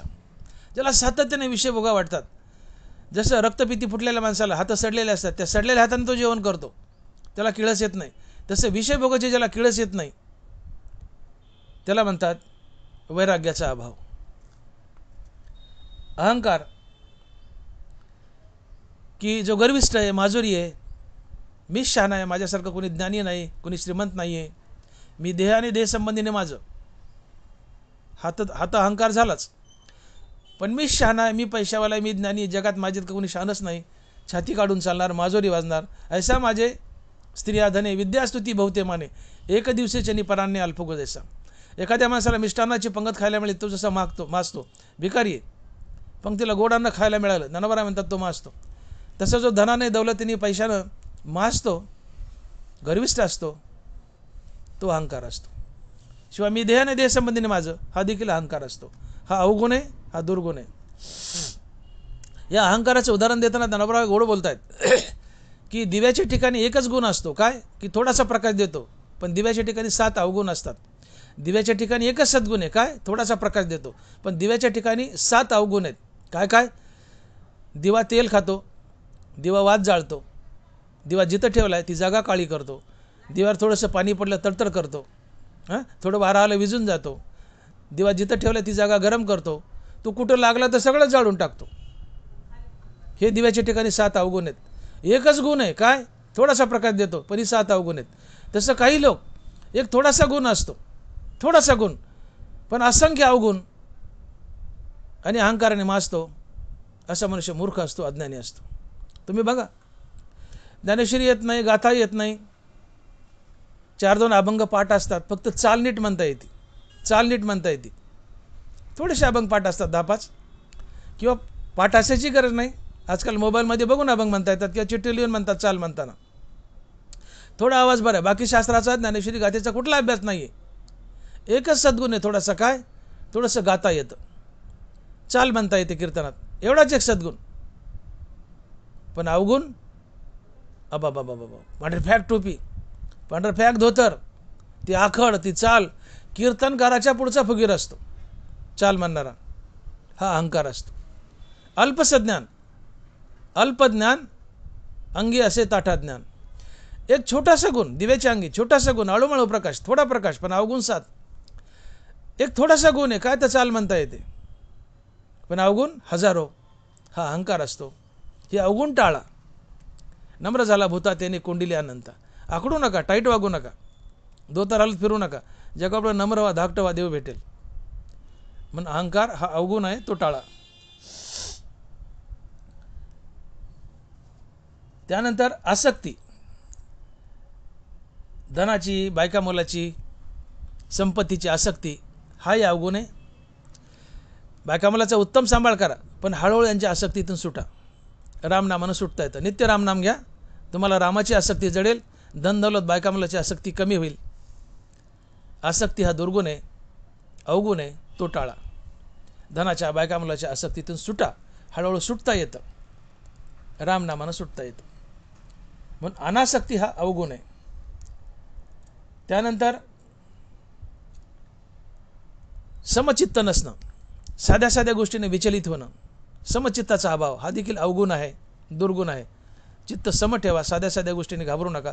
सुख आलं, दुःख आलं, समान चित्ताची समता राखा, समचित्त राखा. समचित्त राखता न येणं हा अवगुण आहे. भगवान श्रीकृष्णाच्या ठिकाणी अनन्य भक्ती ठेवा. विषय मोठा आहे, खूप लांबत चालला आहे. रोज एका नव्या देवाला जाऊ नका. एकची धरला चित्ती आम्ही रखमाईचा पती. फक्त भगवान श्रीकृष्णाच्या ठिकाणी अनन्य अविवेचनी भक्ती ठेवा, हा सद्गुण आहे. पण रोज एका नव्या देवाला जायचं. एकादशीच्या दिवशी जी तुला पाडू अमासी, ती तुलाची नागाशी पंचमीच्या दिवशी, मोठकी चौथ पायन गणेशाचाची होय, 14शी म्हणे माय तुझाच गे दुर्गे, नित्यनैमिती कर्मे सांडी आणि मग बसे नवचंडी, आदित्य वारी वाडी भैरवा पात्री, पाठी सोमवार पावे आणि एकटाशी बेलाशी लिंगे धावे, ऐसा एकलाचे आगवे जोगावे जो, पाठी सोमवार पावे आणि बेलाशी लिंगे धावे, ऐसा एकलाचे आगवे जोगावे जो, ऐसा अखंड भजन करी उगा नसे नाव भरी, आगवेनी गावद्वारी आहे जोशी. ज्ञानोबा त्या माणसाची उपमा वेश्येसोबत करतात की जो रोज एक देव बदलतो. वेश्या रोज एक माणूस बदलतो, तसा रोज एक जो माणूस देव बदलतो तो त्या वेश्येसारखी, तो वेश्येसारखा बेबेचारी भक्ती आहे. विषय मोठा मी आखडता घेतो, संपत घेतो, परंतु एकाच भगवान श्रीकृष्णाची अनन्य भावनेने भक्ती करा. हरिहर एकच आहेत, एक तर महादेव किंवा पांडुरंग, या दोघांपैकी आवडेल त्याची कुणाची करा, पण शक्यतो एका श्रीकृष्णाच्या ठिकाणी अनन्य अव्यभिचारी भक्ती राहू द्या. हा सद्गुण आहे. पण कृष्ण सोडून रोज एक नवीन देव बदलायचा ही अव्यभिचारी भक्ती आहे, आणि अव्यभिचारी भक्ती हा फार मोठा दुर्गुण आहे. यांनी आपलं नुकसान होतं. हा अवगुण आहे. पुढचा एकांतप्रियता नसणं, तुम्हाला लोकात बसा वाटणं, गप्पा मारावं वाटणं, ह्या ख्या ख्या करत राहणं, एकांतप्रियतेचा अभाव. एकांतप्रिय असा हा सद्गुण आहे. पण एकांतप्रियता नसेल, चार चौकात बसा वाटतं, गप्पा मारा वाटतात. ज्ञानोबा म्हणले 50 अक्षरी करीशी भरोवरी शेकी तुझे तोंड तुझं वैरी राया. 50 माणसं एकत्र बसतात, सटरपटर गप्पा आणतात, पण एकदा त्यांच्या तोंडात देवाचं नाव येत नाही. ज्ञानोबा म्हणतात जग तुमचं वैरी नाही, तुमचं तोंड वैरी आहे. 50 अक्षरी करीशी भरोवरी शेकी तुझे तोंड वैरी राया. 22 माणसं चव्हाट्यावर बसतात, गप्पा मारत, इकड तिकड, ही आली ती गेली, हिचं ते त्याचं ते, पण एकदाही देवाचं नाव तोंडात येत नाही. ज्ञानोबा म्हणतात जग तुझं वैरी नाही, तुझं तोंड वैरी आहे, तुझे तोंड वैरी राया. आणि म्हणून चव्हाट्यावर बसणं, गप्पा मारत बसणं, लोकात मिसळणं, कुच्चा निंदा करणं हे ज्याला आवडतंय तो मूर्ख असतो, अज्ञानी असतो. हा अवगुण आहे. हा टाळा. शक्यतो एकांतात बसा, विठ्ठलाचं नामचिंतन करा, कल्याण होईल. हा सद्गुण आहे. एकांत प्रियतेचा अभाव हा अवगुण आहे, दुर्गुण आहे, तो टाळा. त्यानंतर अध्यात्मज्ञान नित्यत्वाचा अभाव. ज्या अध्यात्मानं देव भेटतो, ज्या ज्ञानेश्वरी गाथेने देव भेटतो, ती ज्ञानेश्वरी गाथा वाचा, देव भेटेल, कल्याण होईल. आणि ज्ञानेश्वरी गाथा वाचणार नाहीत, अर्थात अध्यात्मज्ञान नित्यत्वाचा अभाव असेल तर शेवटी मनुष्य नरकालाच जातो. अध्यात्मज्ञानाची आवड नसणं, अध्यात्मज्ञानाची आवड नसणं हा अवगुण आहे, दुर्गुण आहे, हा टाळा. आणि तत्त्वज्ञानात दर्शनाचा अभाव, अर्थात जगत परमात्मस्वरूप न पाहणं हाही फार मोठा अभाव आहे. न नारी बाळी अवघा नारायण असे माझे मन करी देवा, जे जे भेटे भूत ते ते मानिजे भगवंत, हा भक्तियोग निश्चित जाण माझा. जगातील प्रत्येक प्राणी मात्र हा देवच आहे असं समजून त्याच्यासोबत देवतुल्य व्यवहार करा. देव तिळी उतरेल, देव लवकर भेटेल. जे जे भेटे भूत ते ते मानिजे भगवंत, हा भक्तियोग निश्चित जाण माझा. या भूमिकेवरून वागा. जगातील प्रत्येक प्राणीमात्राला देव समजा, हा सद्गुण आहे. पण जगातील प्राणीमात्राला देव न समजता त्याचा तिटकारा करणं, तुच्छ ठरणं हा अवगुण आहे. आणि याला म्हणतात तत्त्वज्ञानार्थ दर्शनाचा अभाव. ही अवगुण आहेत 18 सद्गुण आहेत. ही सद्गुण उलटी केली की 18 अवगुण होतात. आणि मग संताच्या ठिकाणी अवगुण नाही आहेत, एकही अवगुण नाही, सगळे सद्गुण आहेत. तर अवगुण कोणते ही मी आता यादी दाखवली. ही अवगुण साध्या माणसाच्या जीवनात असतात, तुमच्या आमच्यासारख्या. पण संताच्या जीवनातून ही सगळे 18 अवगुण निघून गेले, फक्त सद्गुण उरले. आणि ज्याच्या जीवनात सद्गुण आहेत तो संत आहे, तो सज्जन आहे. आणि म्हणून तुकोबारायाच्या प्रस्तुत अभंगात म्हणतात की चंदनाचे हात पायी चंदन, परिसा नाही हिन कोणी अंग, दीपा नाही पाठीपोटी अंधकार, सर्वांगी साखर अवघी गोड. तुका म्हणे तैसा सज्जनापासून पाहता अवगुण मिळेची ना. महाराज म्हणतात की चंदनाच्या ठिकाणी, दिव्याच्या ठिकाणी, परिसाच्या ठिकाणी आणि साखरेच्या ठिकाणी एकही अवगुण नसतो. या चारी वस्तूच्या ठिकाणी सगळे सद्गुणच ठासून भरले असतात. तसं संताच्या ठिकाणी एकही अवगुण नसतो, सगळे सद्गुणच ठासून भरले असतात. किंवा ज्याच्या जीवनातून अवगुण पूर्ण निघून गेलेत, फक्त सद्गुणच ज्याच्या जीवनात उरले तो सज्जन असतो, संत असतो. आणि मग महाराज म्हणतात की तुका म्हणे तैसा सज्जनापासून पाहता अवगुण मिळेचे ना. विठोबाय रखुमाई, जय जय विठोबाय रखुमाई, विठोबाय रखुमाई, विठोबाय रखुमाई, जय जय विठोबाय रखुमाई, विठोबाय रखुमाई. 2 मिनिटात अभंगाचा सार. महाराज म्हणतात चंदनाचे हात, चंदनाचे पाय, अर्थात चंदनाच्या फांद्या आणि चंदनाच्या मुळ्या या चंदनच असतात. नवे नवे चंदनाचं प्रत्येक अंग हे चंदन असतं. चंदनाचा प्रत्येक अवयव सुगंधच देतो. चंदनाच्या ठिकाणी एकही अवगुण नाही, सगळे सद्गुणच आहेत. तसं परीस कुठल्याच बाजूने निकृष्ट नाही, चारी बाजूने तो उत्कृष्टच आहे. परीस कोणत्या अंगाने लोखंडाला लावा तो सोनच करतो. दिवा त्याच्या कुठल्याच बाजूला अंधार नाही, ते दिव्याखाली अंधार असतो असं म्हणू नका. सराउंडिंग घ्या त्याची, दिव्याखालचं बूड घेऊ नका. दिव्याखाली अंधार असतो पण दिव्याची बाजू चारी बाजू घ्या, खालचं नका घेऊ. दिव्याच्या सभोवताली कुठे अंधार नसतो, चौकट प्रकाश असतो. अर्थात दिव्याजवळ एकही अवगुण नाही, सगळे सद्गुण आहेत. आणि साखर मोठी घ्या ना, खडी साखर कोणत्या बाजूने जिभेला लावा ती गोडच लागते. अर्थात साखरेच्या ठिकाणी कुठलाच अवगुण नसतो, सगळे सद्गुणच असतात. तसं जसं चंदन, परीस, दिवा आणि साखर या चारीच्या ठिकाणी एकही अवगुण नाही, सगळे सद्गुणच आहेत. तसं संतांच्या जीवनात एकही अवगुण नाही आहे, सगळे सद्गुणच आहेत. आणि म्हणून तुकोबारायांनी संतांना चंदन, परीस, दिवा आणि साखरेची उपमा दिलेली आहे. तात्पर्य, ज्या माणसाच्या जीवनात एकही अवगुण सापडत नाही, सगळे सद्गुणच ठासून भरलेले असतात, तो सज्जन असतो, संत असतो. आणि म्हणून लक्षात ठेवा, जो दुर्गुणाने बरबटलाय, जो अवगुणाने बरबटलाय, तो साधारण जीव असतो. आणि ज्याचे अवगुण निघून गेलेत आणि जो सद्गुणाने नटलाय, फक्त तोच संत असतो. आणि संताची लक्षणं आहेत आणि या लक्षणांहून संत ओळखायची. आणि म्हणून महाराज म्हणतात की तुका म्हणे तसा सज्जनापासून पाहता अवगुण मिळेची ना. ज्ञानेश्वर माऊली ज्ञानराज माऊली तुकाराम, ज्ञानेश्वर माऊली ज्ञानराज माऊली तुकाराम. जय विठ्ठल जय जय विठ्ठल. बोलिली लेकुरे वेळी वाकुडी उत्तरे, करा क्षमा अपराध महाराज तुम्ही सिद्ध. तुका म्हणे ज्ञानेश्वरा राखा पायापै किंकरा, करा क्षमा अपराध महाराज तुम्ही सिद्ध. ज्ञानदेव तुकाराम ज्ञानदेव तुकाराम. तुकाराम तुकाराम तुकाराम तुकाराम तुकाराम तुकाराम तुकाराम तुकाराम तुकाराम तुकाराम.